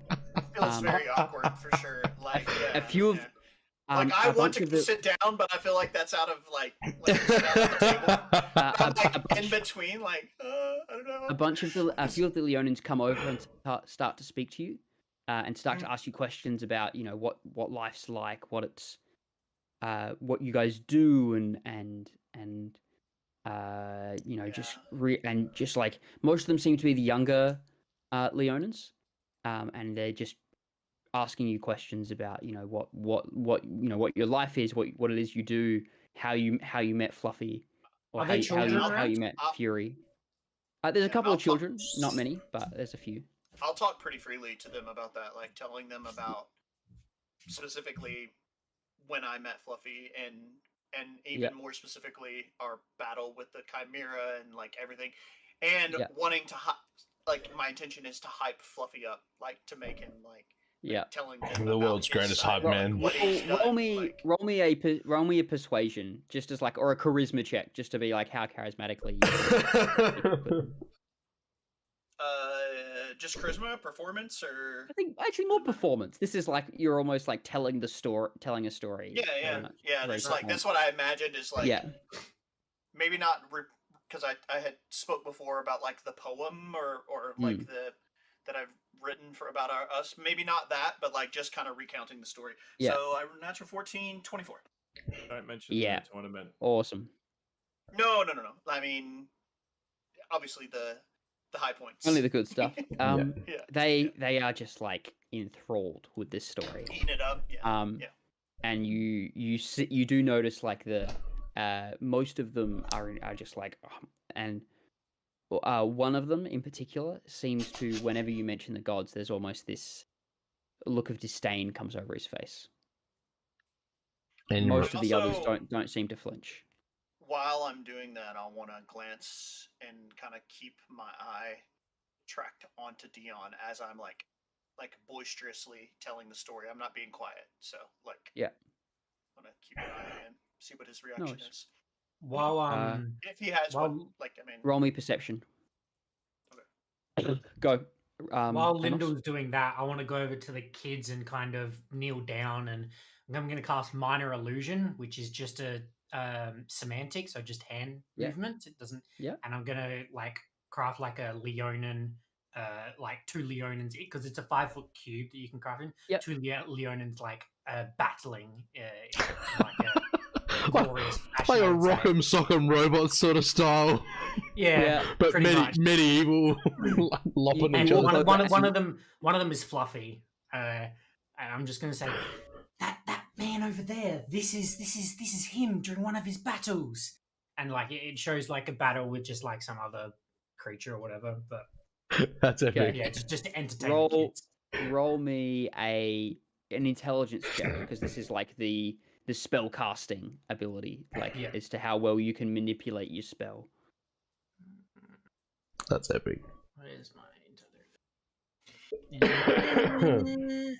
Oh, we rolled 21. Oh, nice. You put on a wonderful display of this kind of battle of Fluffy taking on a Sure, we'll call it taking on Chimera. I was about to say taking on the Chimera, as he fights it and ducking around its heads and is fighting it, and the kids at first as you approach like almost seem to like back away. One of them even like ran off over to what might have been its parents, kind of has come back, and there's a kind of, you have this small little crowd of kids, of like maybe 5 or 6 kids just like watching this illusionary display that you've got going. Nice. What did you roll for the perception there, Lyndall? 20. 20. He looks over at you kind of periodically. You're, as you said, you're being loud. He's very much kind of chatting to other people within the group. But he does kind of look over, like peek over at you occasionally. You note mainly when you mention the gods. Azoth? Oh, I'm doing none of that shit. Just watching. You just watching? Arms crossed, just mugging people. I want to mention to you, like, when I mention the gods, I want to make sure that I'm like very neutral about it. Like, even as the perception of like our role in the story of what we're doing would be as somebody this is happening to, not necessarily we're doing it for. I don't know if that makes sense, but yeah, I get what you mean as you're saying it, and I kind of understand where Lyndall would sit with that and how you would portray the story, I think. Well, and also knowing the story with the Leonins, I don't want to be like slinging people under the bus either. So. Azoth, you're approached by a few Leonin that you kind of, one word answer to, and eventually they lose interest and start listening to Lyndall or walk off and start chatting to others.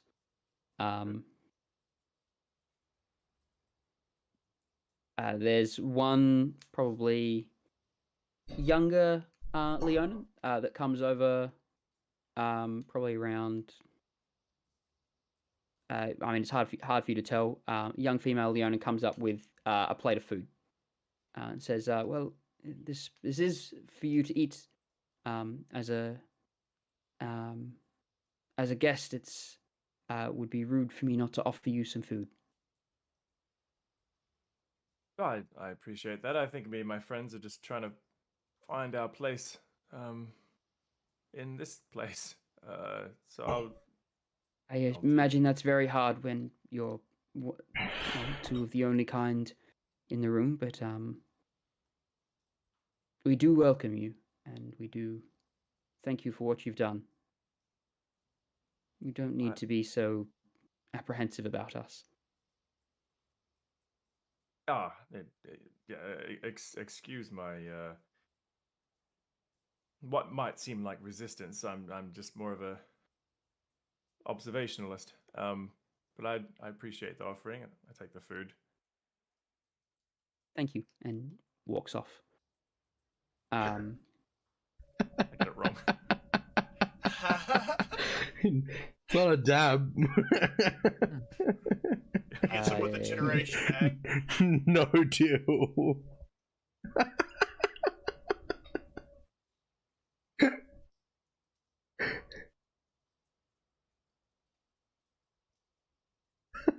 Damn it! Again!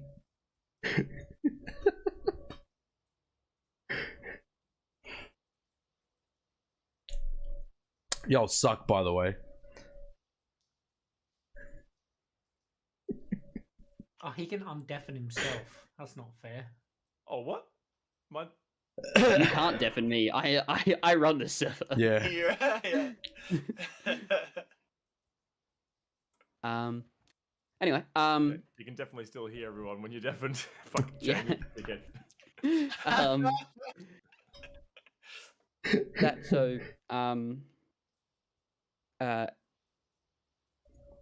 Athelia eventually comes up to you, Azoth, and just kind of quickly says, I've only told a select people what happened.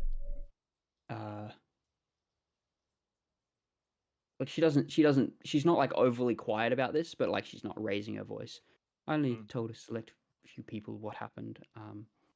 Maybe best to not mention too much. There are some that are a little that feel a little strongly about such things. I've got to be honest, I already knew that before we got here. And I certainly haven't said anything, and I appreciate your discretion as well. Most welcome. Please, enjoy. And walks back off. Still holding the food. Yeah. So an assortment of like sausages and some roasted vegetables. I was going to say there's not going to be many like leafy greens on there. Surely. It's more of like a roast veggies and roasted meats. Some like smoked sausages. Yum. Yeah, yum. Any party pies? You. Not really party pies for you. Like there might be party pies for Leonin, but they're regular like almost pie. a full-size pie for you. Party pie. Is there anything anyone wants to do while this is going on, or?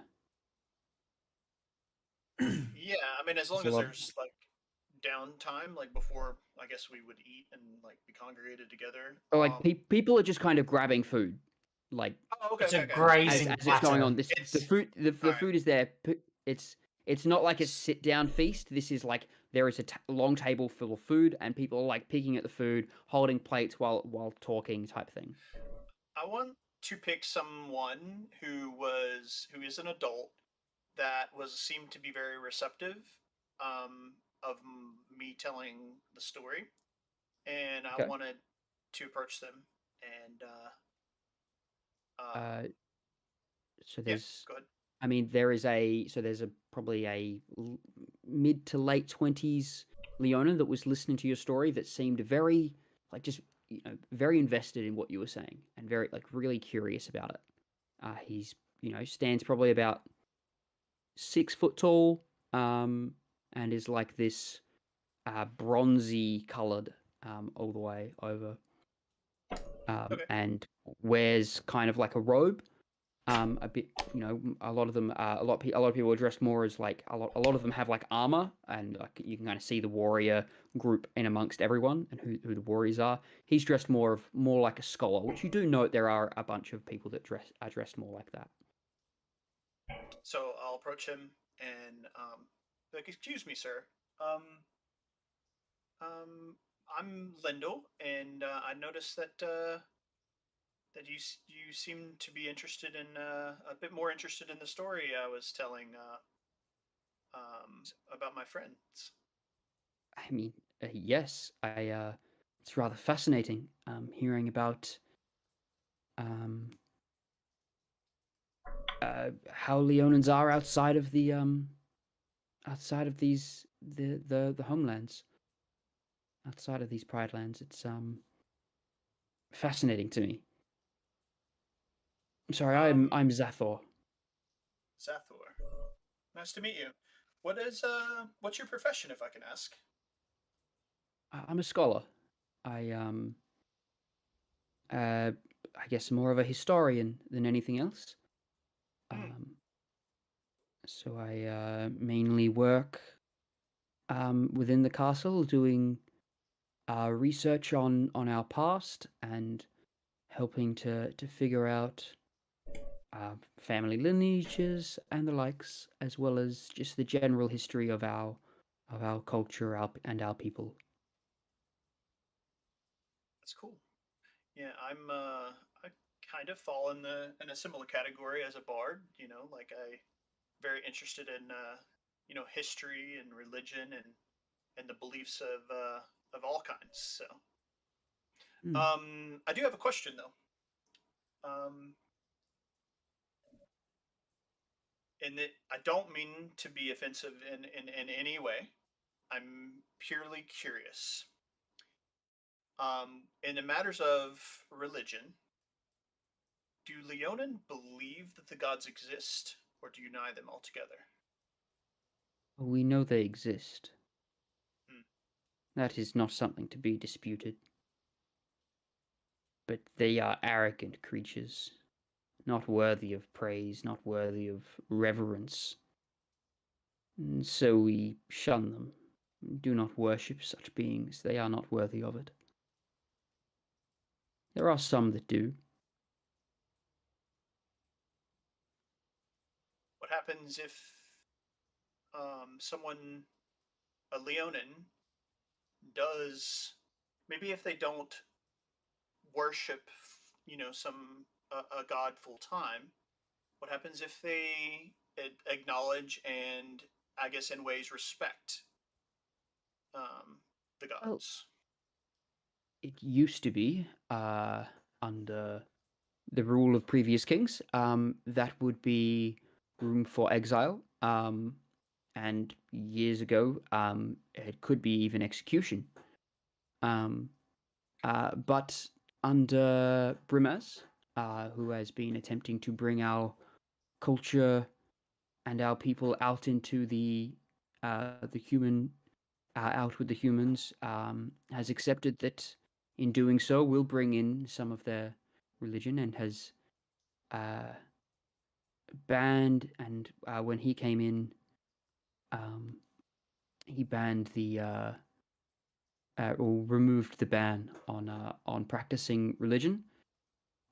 Whilst many families still shun it within their clans, it is not allowed to be openly banned or prosecuted. Interesting. Yes, So are there any temples in the city? No. Okay. No, there are Not quite, groups. quite made it There that are far then. No, I do not think we ever will. There are groups that occasionally meet up, but even then, a lot of that is done in secret. People do not typically wish their faiths to be known if they have them. Okay. There are still those that believe in the old ways.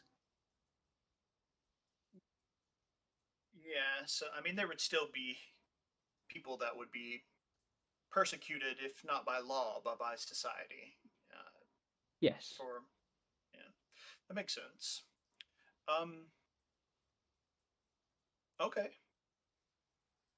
Well, I want to keep talking to him, but I don't necessarily have No any worries. more specific questions. So Continue we'll just sit having a there conversation with him. Yeah. Yeah. Kind of learn more about the history of the Leonin and their structure, their laws, the way of doing things. I will say that I hint to him that, without saying directly, that I I line a lot with him, more so than with the majority of the rest of the world. So Yeah, and you, he even, I would say, he probably picks up on that, and you have a bit of a conversation about almost like discussing the faults of the gods, and why they, why they aren't worthy. Mhm. Kind of have a conversation about that. Anything else? Anyone? I was probably just gonna have a chat with my mum, my dad. Yeah. My mum and my dad. Would you like to discuss? So mum, dad, this is obviously very strange for me. This is a lot to take in. I now have. This morning I woke up and I had these three hooligans. And now I have a brother, a sister, a mum, and a dad, and an entire family that know who I am, and that's a lot. What happened the day that when I went missing? What happened? You see, kind of look at the mother, and she kind of gets a bit grim, a bit sad. Mm. And if father puts his hand on her shoulder. We were out in the plains. Just a little family trip, as it were. You had only just been born. Only a few weeks. It was just the four of us. Dion would have been around 10. So he's quite a bit older than me. Mm-hmm. Okay.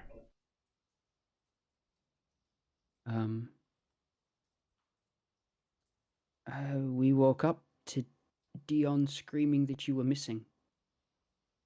That you were gone. We gone to bed and put you in the cot.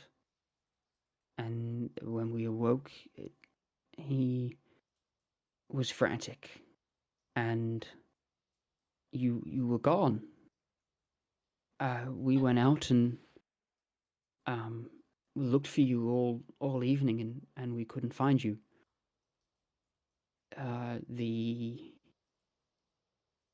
The next day, Gion went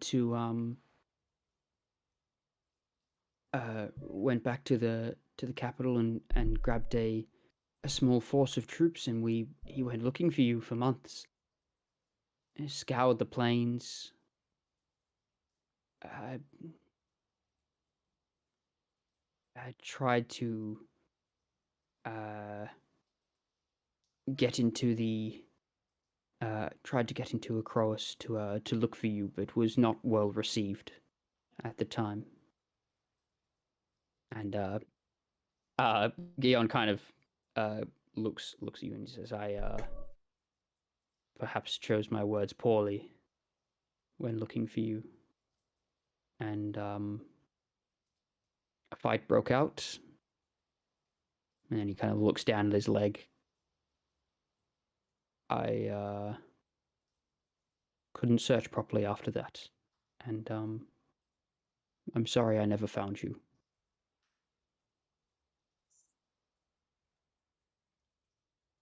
Okay.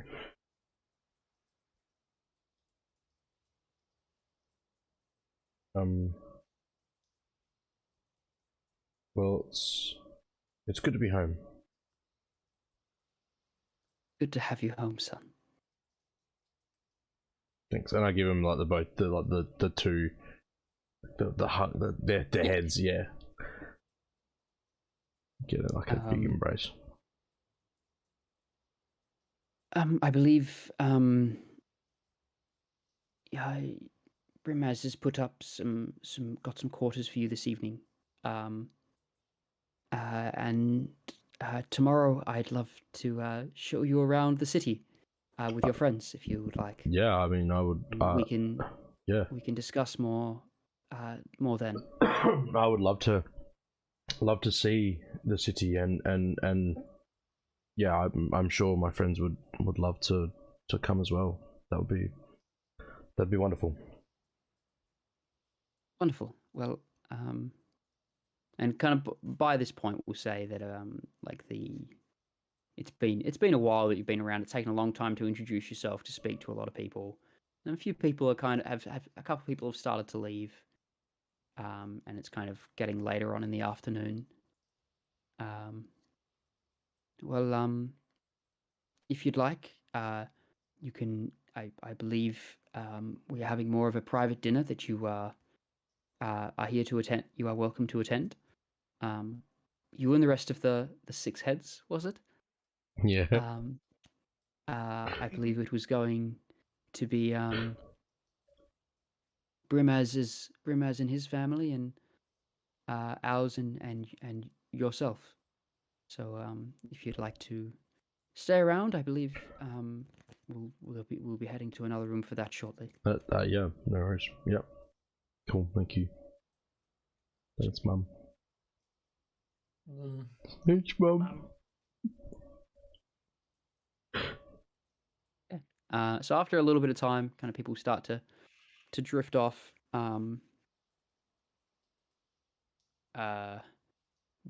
You even notice like Brimaz going around to a few people and almost gesturing at the door as people start to leave. The fuck out of here. And eventually it's come down to there's 8 other Leonin left in the room. Brimaz, another figure who you would have been introduced to, which is Zalma, the queen. Looks a lot like Athelia. So there's Zalma, Athelia, Brimaz, and your family, and what you've been introduced to is your direct family. Yeah. And then there's you 4 as well. And Brimaz is just Brimaz kind of stands there and says, "Well, this is a little awkward, isn't it? Come, let's go to another room, and I believe we've got some someone to play some music, and we'll sit down and just let's have a talk about what's going on." Lead the way, Your Majesty. Takes you off. I want to say if it's been more than an hour, I'll feel the effects of my comprehend languages fade, and I'll excuse myself to go use the restroom and recast that. Okay. So cool. I have that up as long as have that up again. Cool. Yep. No worries. I guess is most of what's spoken in and around the palace and everything. Most of it is Leonin. Yeah. Within the court. Yep. When they're around, the other 3. Yeah. A kind of an effort seems to be taken to be spoken in common. Yeah. But you see that most of them naturally go to speak. Sure. Leonin. Yeah. Yeah. I'm imagining like Leonin just sounds like growls and roars. Rawr, rawr, rawr, rawr, rawr, rawr, rawr, rawr. You know that it's closer to Russian, just aggressive. Suka! Suka, bliot. Probably more like Scooby Doo, like Rabby. They're not dogs. That's my favorite.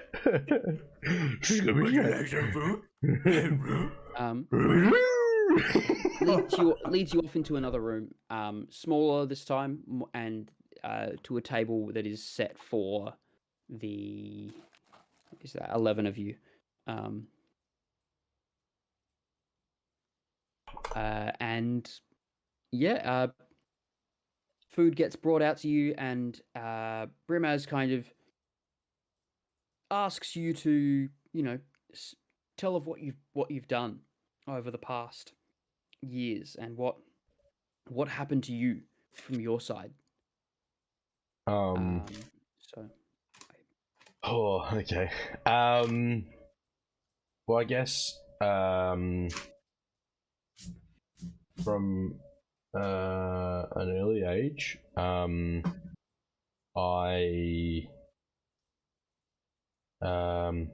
would spend. So it's up to you as to whether or not you want to be really specific or give an overview, and we'll just. Well, I was sort of I'll just give an overview because that sounds like a bit So like, spent a lot of time with Amos, and then I entered into some athletic, like some tournaments, and killed some stuff, and now we're here. Looks over after so Amos, you seem to have been with him the longest. How did you meet?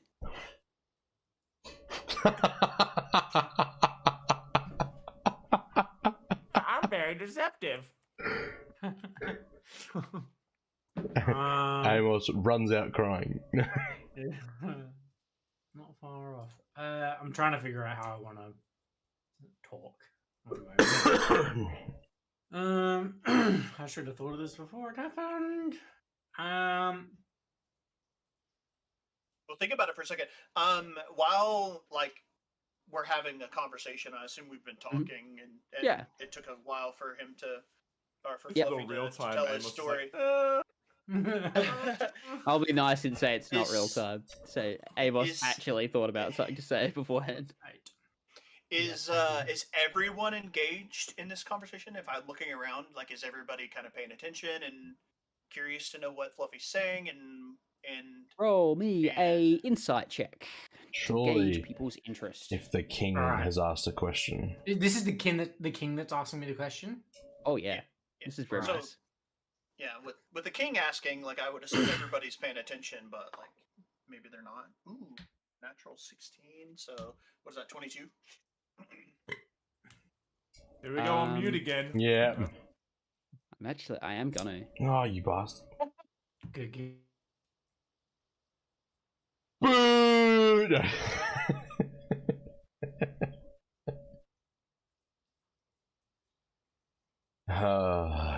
He's muted me as well. He's no.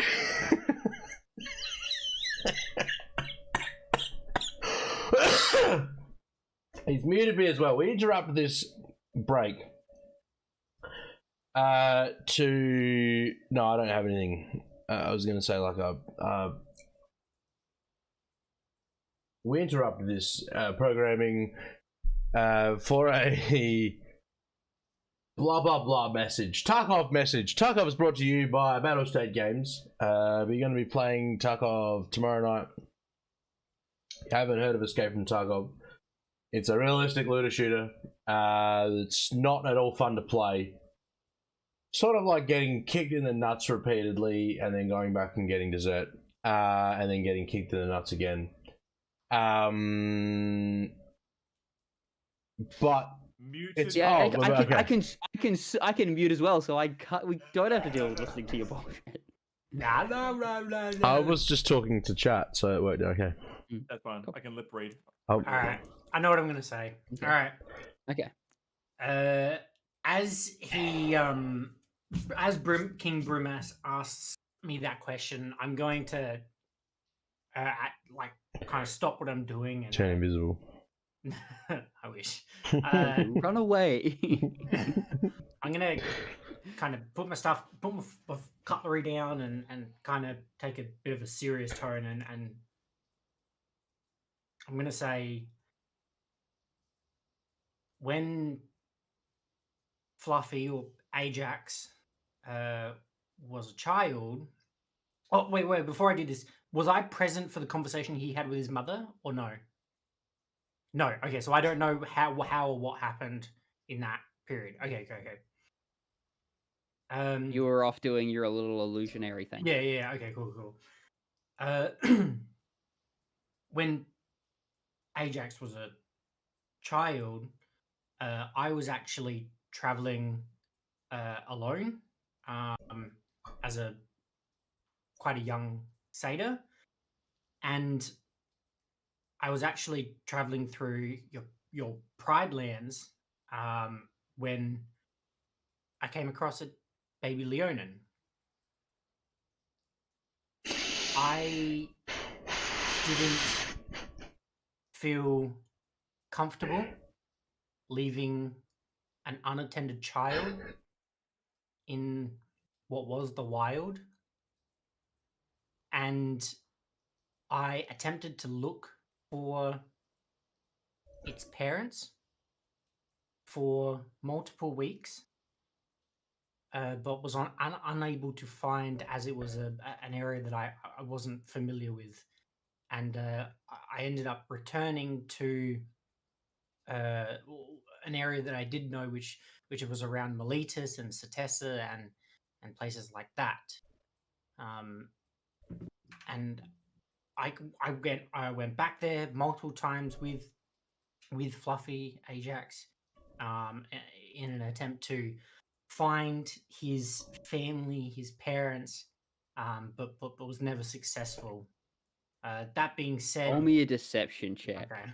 This dinner's just gonna go from 0 to 100 real fast. I tried to mix it in with the truth, but also kind of like. But it's all right. definitely not the truth, is it? Well, it's a half truth. I did find him. But... So what do you want? You want me to get you to roll for persuasion instead? No, deception. Okay, deception. Okay. We can do this. Come on. Oh, baby. Natural 19. For a plus 8, 27. 27. Wow. Yeah, baby, come on. We're deceptive. Told you.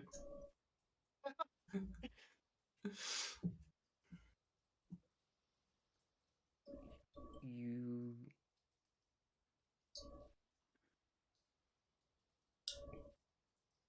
There's like a silence around the room as everyone's just like trying to take in what happened.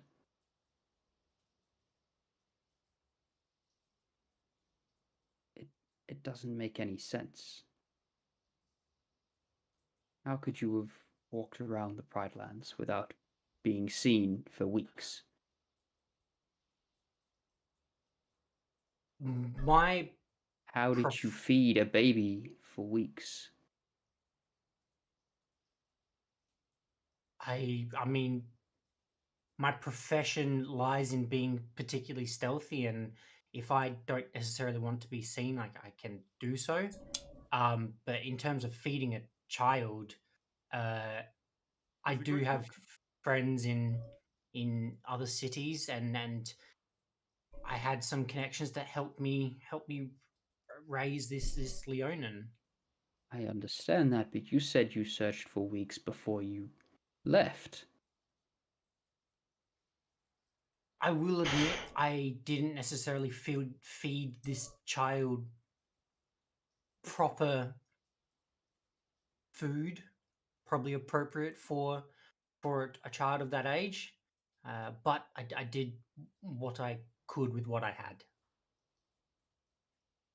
Roll me another deception Oh, fucking damn it. with disadvantage. Oh no!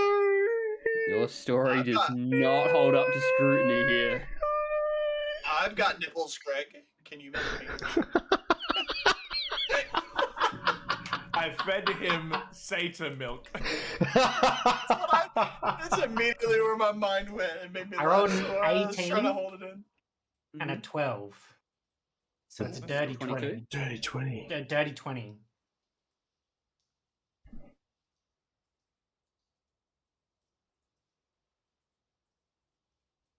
What are you leaving out? There's something you're not saying. Obviously, you care about. I mean, I've been with him for Fury. the past 30 years. Of course, So and you you are correct.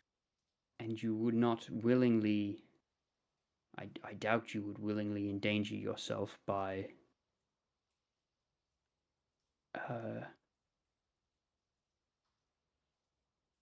By returning here if you had done anything malicious, and I know you didn't come back to introduce him. I am told about all parties that cross. You did not. Oh, how long has Brimnart been in Brimaz. You don't know. Been powerful. I don't. Okay, all right.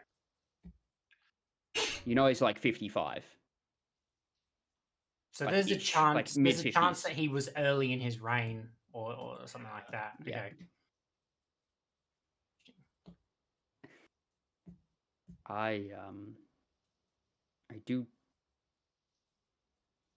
I simply wish to know the truth. As I think we all do. I will not punish you for it. Can I do it? Inside check. Inside check. Roll it. Yes. Everyone.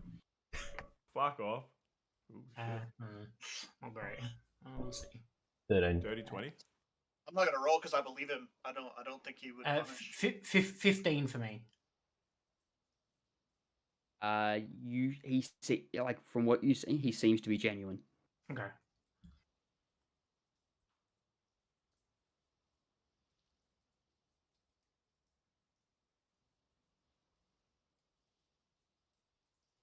The part I left out was that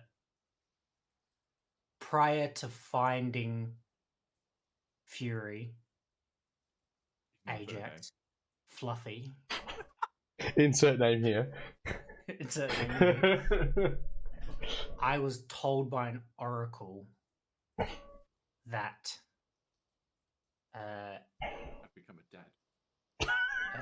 hold on, sorry, I have to check the sheet for what it said. You Fuck, why die is when it- you forsake the child. Yeah, I'm just trying to work out how I want to phrase it, to be honest.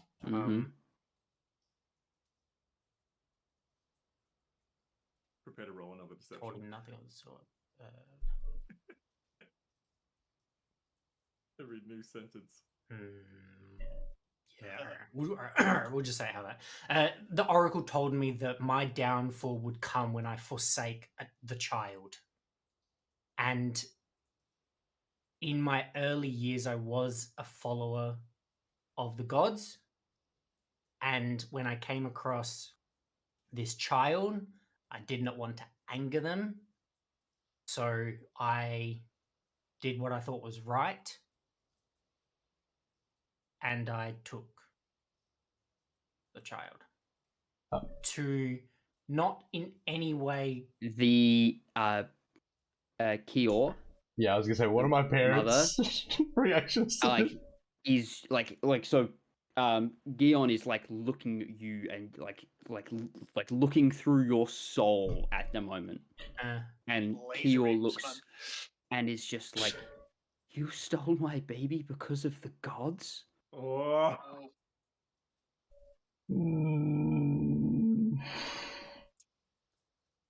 Ramez is just like, "Please, Kior, let him speak." While he still has a tongue.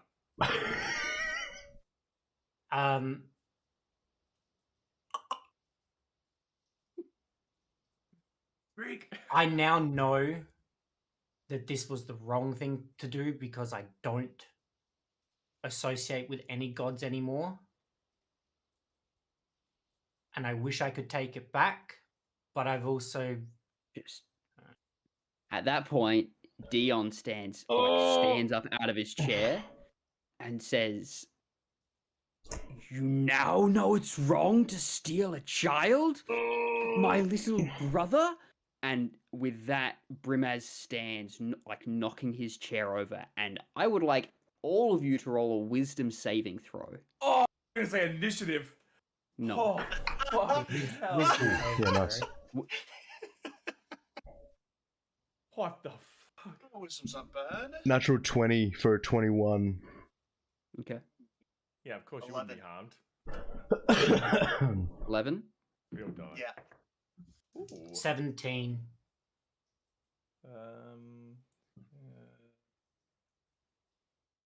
21. 21. Azoth and Fluffy, you're the only ones that aren't. You still feel the power of this roar that is let out. Yeah. You've heard Fluffy roar, right? You understand that, but this is something else. I This shit hits myself. you, Is this and Dion or? it's Dion. this is No, this is no, this is no, Brimaz. this This is is Brimaz. Oh, Brimaz. This is Yeah, this is- yeah, He's so- reacting to Dion, right? So right, Dion stood okay. up and yelled, and Yeah, Brimaz is now right, okay. stood up and just, and Wow. you watch as, like, other than Fluffy and Azoth, the rest of you just feel like the need to cower, Didn't to you roll just, like, 17? curl. I rolled a 17. Holy crap. That's why I was saying, like, what's the And DC? Dion just puts his head down and just sits down. Brimaz just like, "I will not take accusatory actions when I have said he will not be punished, Dion." He's a good king. "I do not agree with what was done, but my word," and he looks over at him, "is law." Oh, damn. More And like he leans Basement back Law. and I got picks up- goosebumps on that shit. picks up his chair that he like knocked over in standing, and sits back down. My word is raw. I was gonna say, I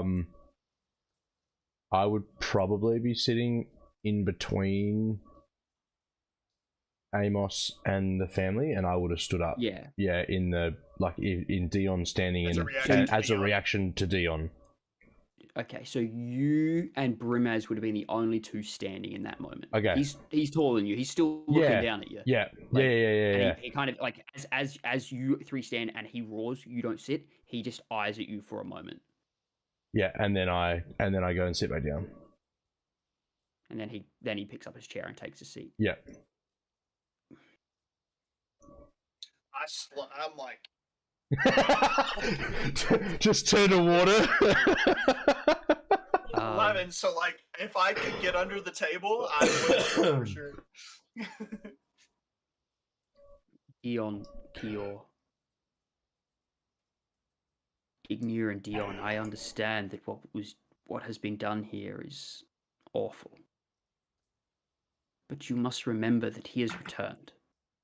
And that is what should be spoken of.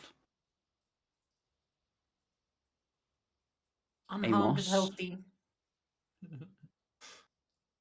Well, You took care of Ajax well, and for that you are thanked. However, once this meeting is over, you are never to step foot in the Pride Lands again. Yep, that's fair. Amos just kind of nods his head and doesn't say anything. Just in like understanding. Understand this is not as punishment. This is for your own safety. Fair enough. Okay. I'm just going to sit back in my chair. Just kind of cross my arms. Or not cross my arms, cross my fingers. And interlock. And looks at the rest of you. I'm sorry about that. Fuck off. They made me. You fucking piece of shit.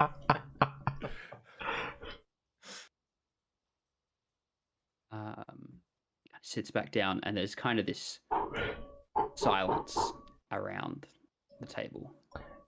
So I'm back. And Kior is the first to speak up. I do not understand your ways.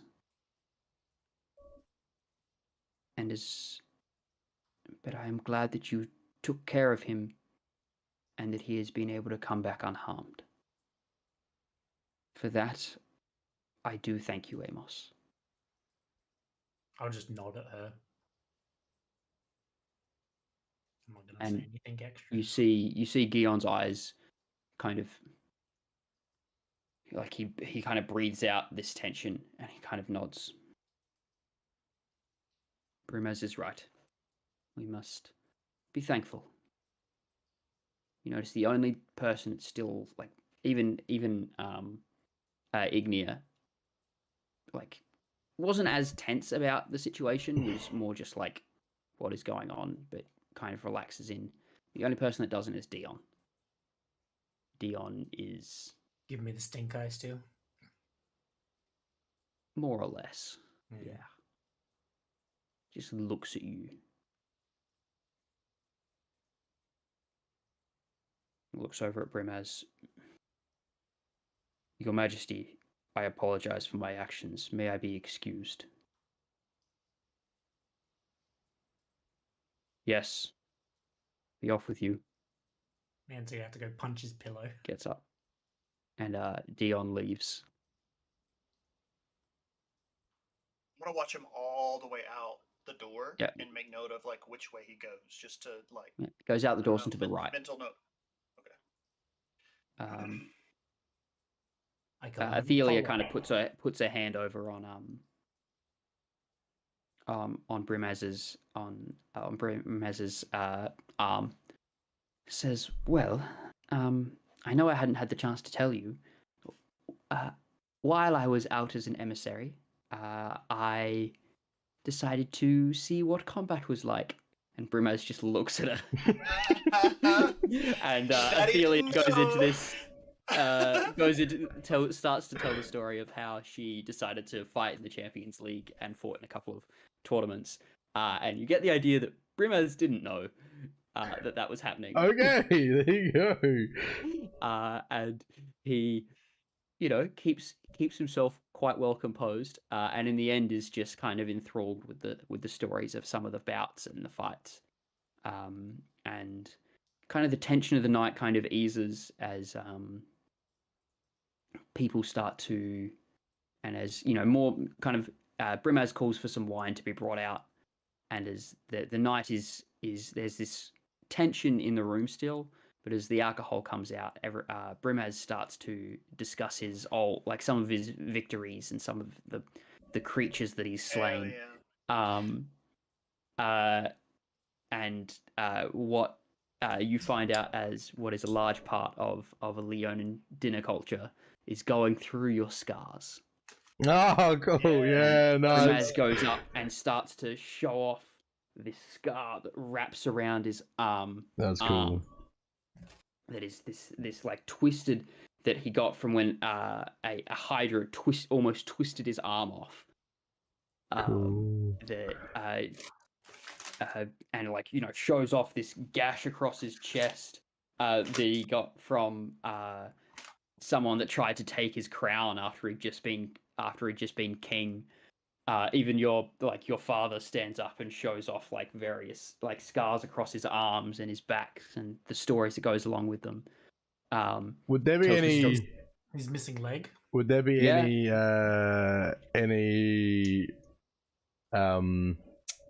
anything left of when the mind flayer tried to suck my brain out?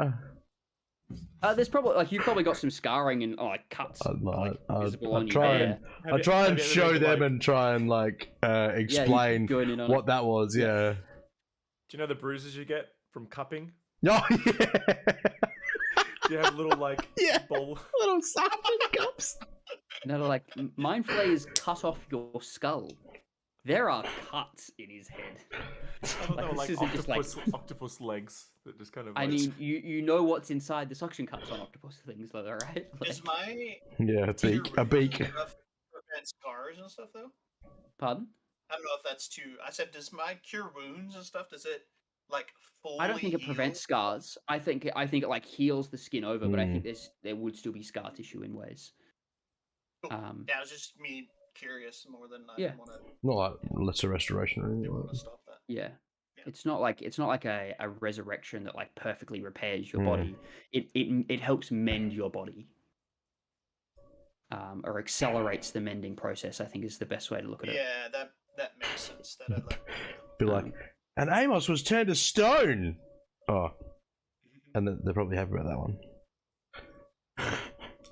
Amos is not doing anything. He's just sitting back in his chair. Yeah, but there is kind of. And someone from the guards helped us turn him back.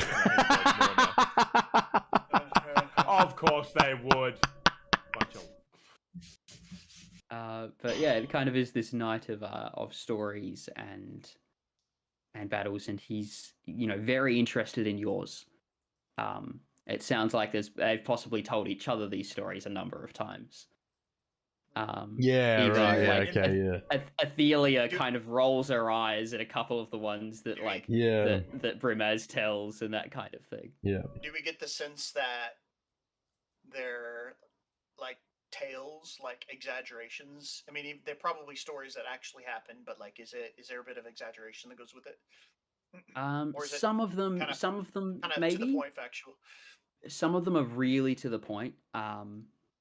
There's one story in particular that tells of when Gion was Brimaz's direct protector, and how the two of them, and how the two of them had to face off a Hydra together. And that one, they go into great detail as they talk about the cutting off the heads and how they grew back and the back and forth of the fight, and that was the fight where Brimaz got his arm twisted, and Gion has these teeth marks into his side as he was grabbed and picked up by the creature. That was going to be my next question. Was asking about whether they're whether I could see if they were actually you could tell they were mates. The way they interact makes you think of brothers. Yeah, these are two people that, and like from the stories that they tell of like the battles that they had, Mm. it seemed like they were side by side for a lot of it until Sure. Gion had lost his leg. Yeah, and he lost his leg like pretty young. Yeah. Well, not that young, but like Yeah. like 30 years ago he lost it. So Yeah.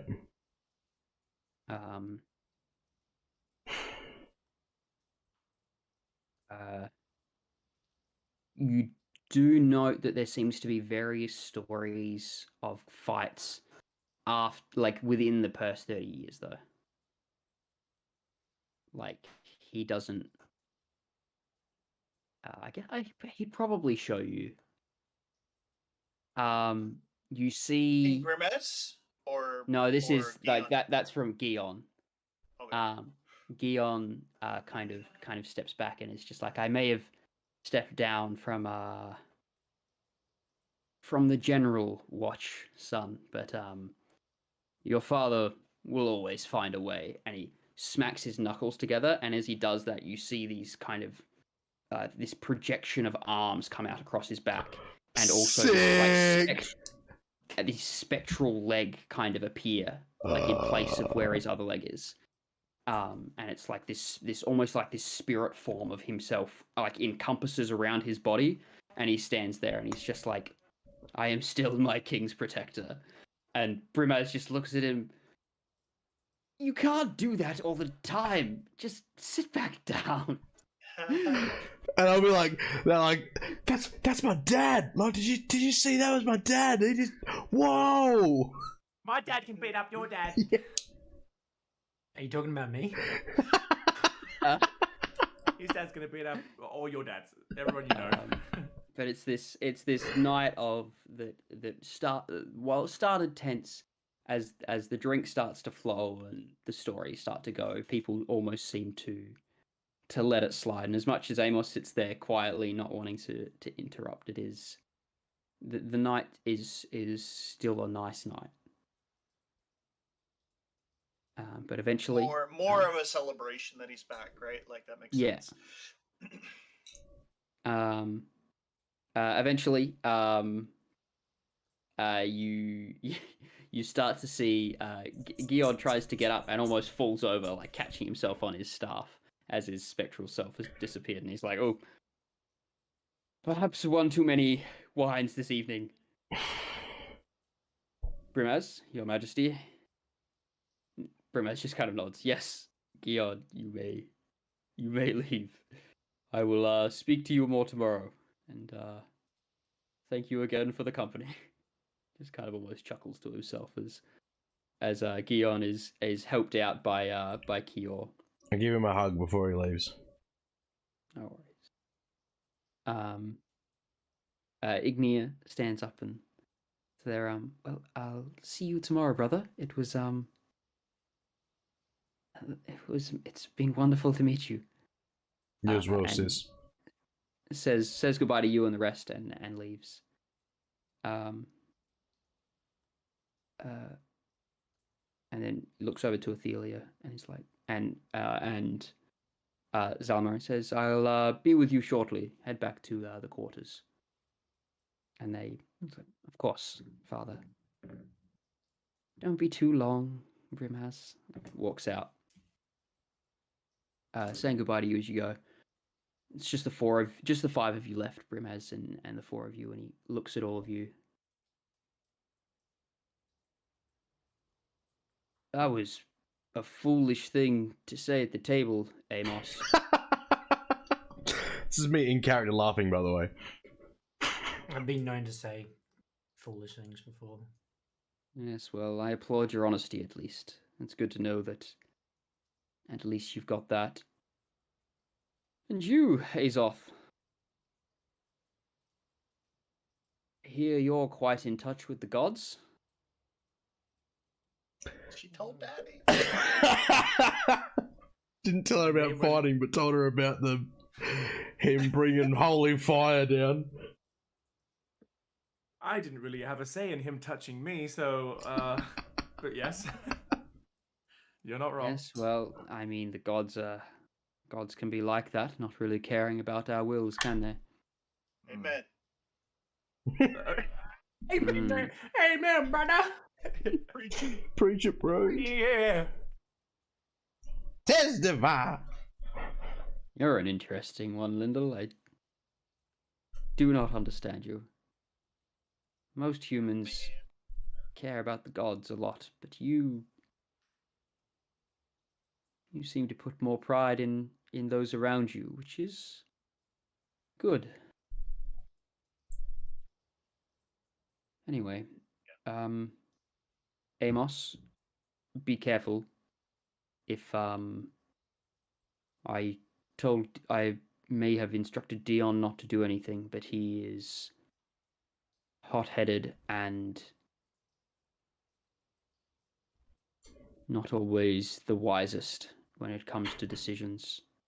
He's lived with me for 30 years. I think he's probably got a fair idea of what Dion might be like. You do not know what your brother is like, unfortunately. Okay. Okay, King. Yes, sir. It's still immature. Ugh, grow up, Dion. But thank you for a wonderful evening. And I don't know if I'll get the chance to see you again. I do have a lot of matters to attend to. But hopefully before you, I mean, if you stay, I definitely will. But I guess that's up to you. Yeah. Farewell. Amos. Thanks. No, not Amos.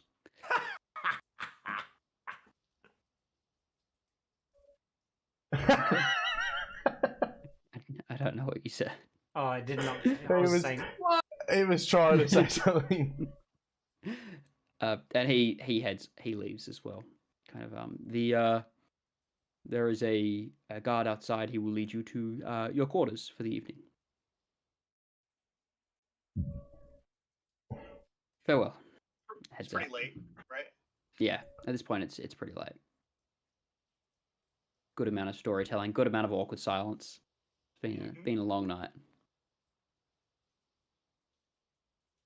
You guys kind of wander back, get taken over to your quarters. Sit down. There's these really nice kind of quarters that have been set out for each of you. There's 2 rooms kind of next to each other, and each one's got a couple of beds in it. But I'll bunk in with Amos. I'm not gonna lie, Amos is not gonna sleep a lot tonight. Didn't think so. So I wanted to. I mean, I definitely want to share with Fluffy some stuff that I had found out. Oh, sure. So, like before, I mean, I assume as we were walking in, I can have this conversation. I just want to make sure that it was just us in private. But, Fluffy, I had a conversation with Zathion. He was a scholar of the area. And I know one of our apprehensions would be, given your alliance or allegiance to patronage with, who is it? Akros? No, Aros. Aroas. Yeah. Your apprehension with that. Your king is very progressive. He has changed a lot of the laws revolving around the worship and the belief in the gods. Obviously, it's not societally accepted, but I wanted to let you know that. If only that gives you some kind of solace or some feeling that that you aren't as alone and rejected as your beliefs would make you feel in this city. So yeah, I wanted to let you know that. I feel like there's a blank between me going missing and Amos finding me. All right. Did you have a conversation with your parents about that? Were you able to? They said we were out camping in the plains, and my brother started screaming, and I was gone.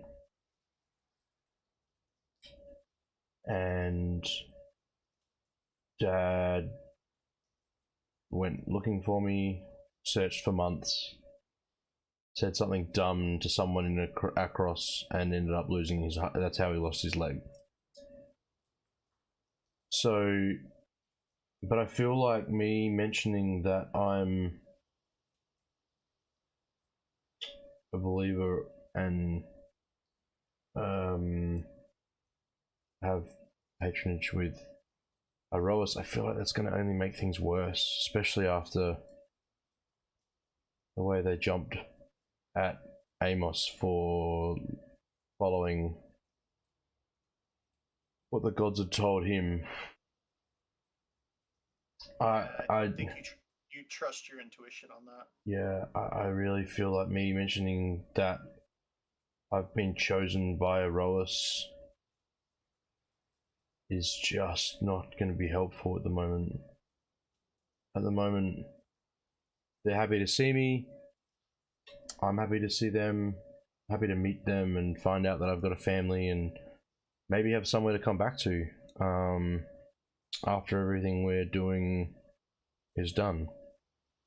But yeah, I think for the time being,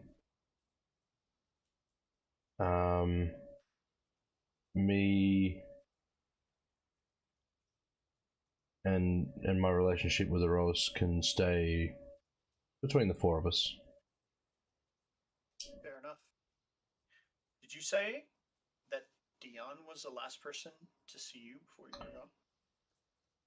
So according to my parents, they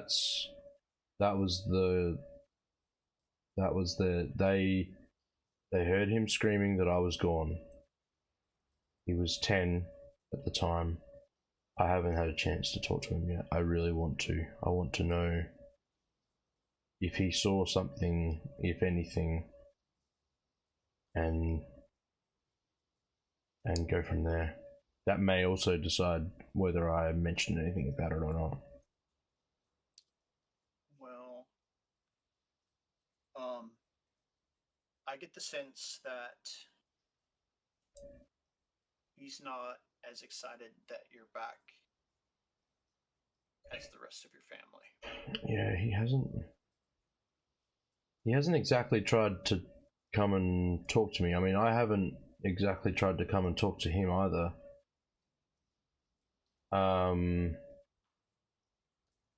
And the way that he announced me at the banquet has got me a little perplexed as well.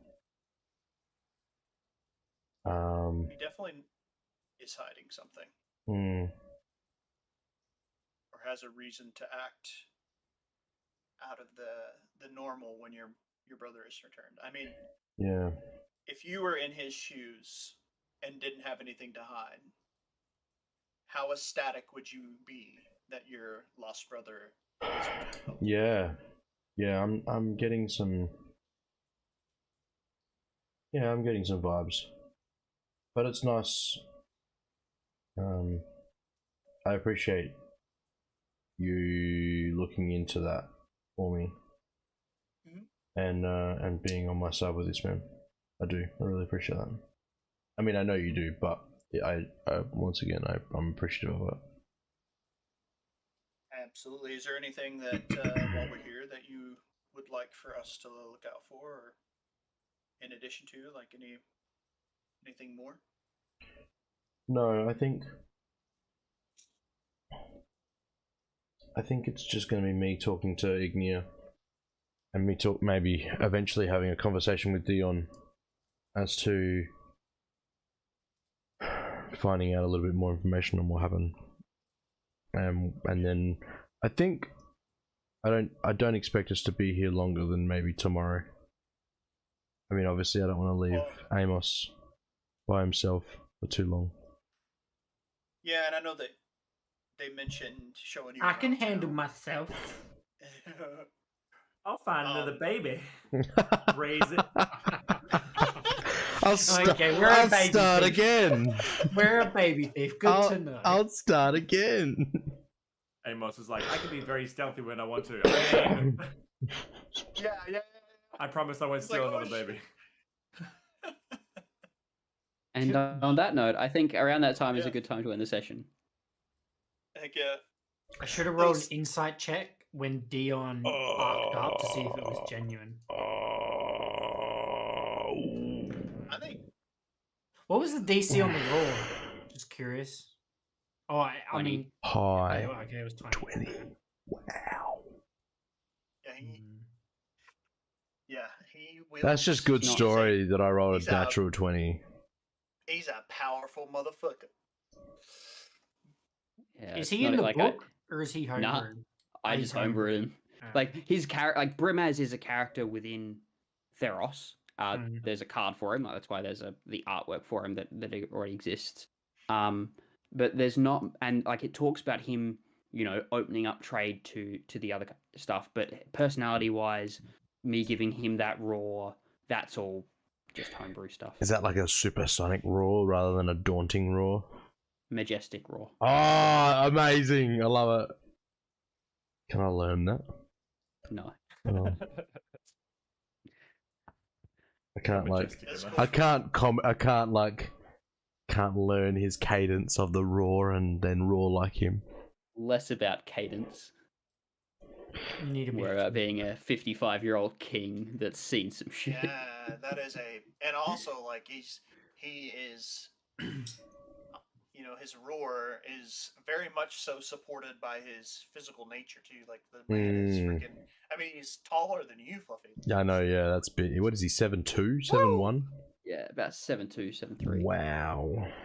I was debating whether I lie or whether I be kind of half truth. Like I was thinking about just saying I met Fluffy when he was a teen. Probably would have been the safer bet, but then there's the chance that Fluffy's like, no, you didn't. I don't think you. I don't think I was going to do that.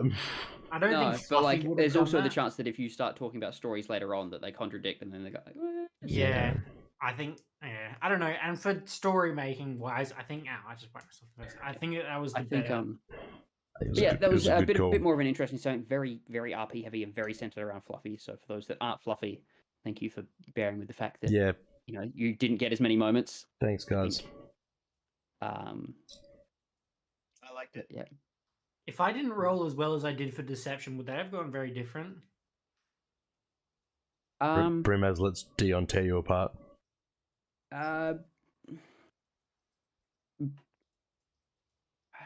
Brimaz is Brimaz's character is what allowed that to go that way. Logical. Not Or- just that, is Once he said that. merciful. Diplomatic. Well, Yeah. Yeah, and I think his family, Fluffy's family, was perceiving you as the reason he was taken from you. They're missing the connection. Well, that's what I was trying. That's you what I found confirmed him, right? before. Like, But I think that's where Brimaz was seeing that, right? Like, is it was a circumstance that you were put in, not the reason, right? Like, and I think it makes sense logically for Fluffy's family to be like, oh, he has him, he's the reason. Whereas, like, the Brimaz understood, like Brimaz's logic. Brimaz could is aware of what you said and is like he rolled extremely well on the insight side of things. So he's like did he he? Okay. he knows that he's pretty sure what you said was truthful and what wasn't. Alright. So like knowing that you found him, he's like he understands there's a disconnect there. oh, as in, sorry, I found him rather than I stole him. Yes.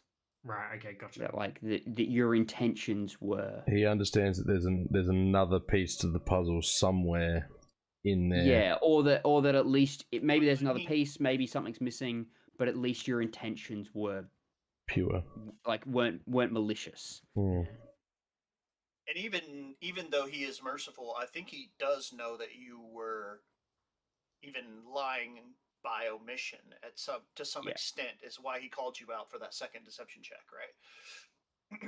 he's like, I think he rolled shit extremely doesn't well add with his up, insight, right? so he knew. Yeah, And yeah, he's not the type. The geek reroll and was stuff. more based off of the flaws in your deception. So what you said made, Storyteller. because even if what you say is convincing, it can still just not make sense. yeah. So Like the because you fact can that you like were if wandering around the Pride Lands for weeks and no one saw Yeah, you, should've I think said- he was like, should've yeah, said probably days. not. Yeah, Yeah. like yeah. I should have Trust said that days his guys before I like somebody realized would've that I come. had to feed him. And If I had said that Kentucky- instead, that may have gone different.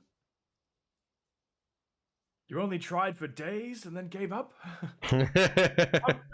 I mean, weeks. I was there for months. I lived there. At the end of the day, like I there is became one with the Leonans.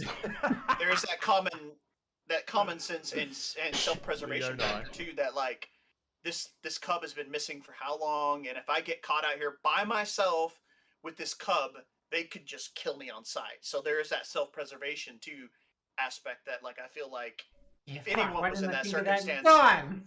that I'm out of here. I'm not like I obviously care about this, this life, or else I would have just walked away. And I also care about my own, so I'm out. Like I'm gonna go try to save both of us. So. Yeah, fuck. Sounded like And mum you and had dad. no idea. I tell that You to had no Brumax. idea who he was, right? Like you had no idea who he was. Like I think that context kind of matters too. Like if it were just a low. All right, now that I've regained my low thoughts family. and so forth, I'm gonna walk back over to Brumass and just kind of re-explain myself. Brimass. Broomass. Brimass. Yeah. Yeah, that's true. Well, I didn't think about it at the time, but I think it's fine. Like I think it's really good for story, to be honest. You've had like, a fortnight. You knew we were coming here. I didn't think I was gonna get ambushed at a dinner table. I should have excused myself and gone to bed. I feel good. You would have been shanked in your quarters. Yeah, well, that's what I'm worried about. But, Pebble, are you set on your rogue tabaxi for Fandelver? it depends what other people are looking at. Jamie's playing Gnomish a cleric. gnome cleric. Okay. Crub's playing a tiefling fighter. Atticus is undecided currently. Yeah, then I'll go the Tabaxi rogue. Cool. Yeah.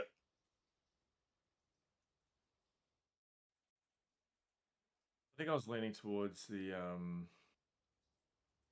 was it barbarian? Barbarian? I think that's what you were leaning towards, yeah. Do it. That's I think I his just want bean. something. I just want something simple. Do it. Barbarians are so much fun to play. That's kind of why I went with the fighter. It's one, I think they're fun. Like they can be very fun, but just something simple. Roll, attack, move.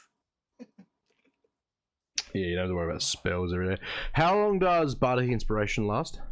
10 minutes. It's gone. Okay, cool. Minutes. Yeah, you don't have it. Yeah. It was for would have been for any immediate rolls with your family, but that was much Yeah. more. I didn't want to interrupt any of that with rolling. I was like, let's just have these moments. Well, and They were beautiful. I literally only did it as a just in case. Like I didn't Yeah. know. It's, I was just like, man, just Look, if he wants to roll some sort of.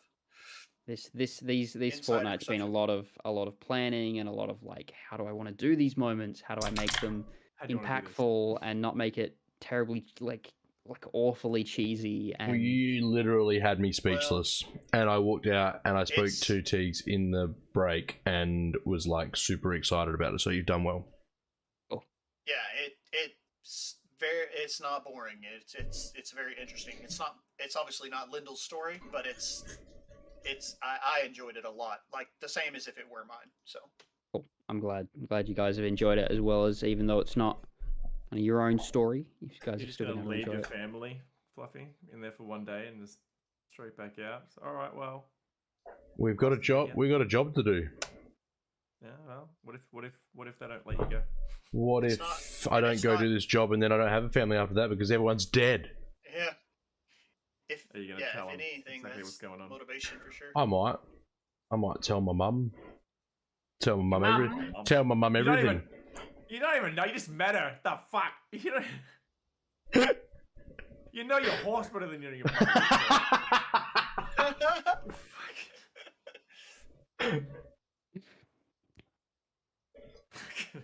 I don't know. Well, and I imagine that's my as mom. much as you want to stick around, Amos is going to want to GTFO. Like he's Want to, need to.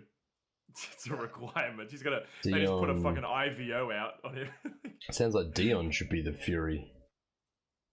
Well, it's not that he wouldn't be held accountable either, right? At the end of the day, like I feel like the king didn't say it was lawful for something to happen to you, like something they would just put a bounty on your head. He just was basically saying he can't protect you from it if something were to happen. But other than that, you'd be fine. Yeah. Yeah, there's gonna be hits on Amos's life throughout the rest of the campaign. Right. Mm-hmm. Like how we were ambushed by the fucking assassins on the rooftops, just Mhm. everywhere we go. Yeah, everywhere we go, there's just be Leonin assassins just everywhere. Oh. Everywhere we go. What's your username in Astral Atticus? Is it Atticus? I think so. I'm pretty sure it's just Atticus. There's 3 Atticus. How do I know? This is. I remember Dale saying this actually. Mm. Dale just sent them to all of it. I think I just sent invites to all of them and then cancelled Yeah. I got him to be on there, sent invites to all of them, got him to accept it, and then removed the invites from the other ones. Brilliant. Oh, okay. do that. Alright, I'll do that now then. That one.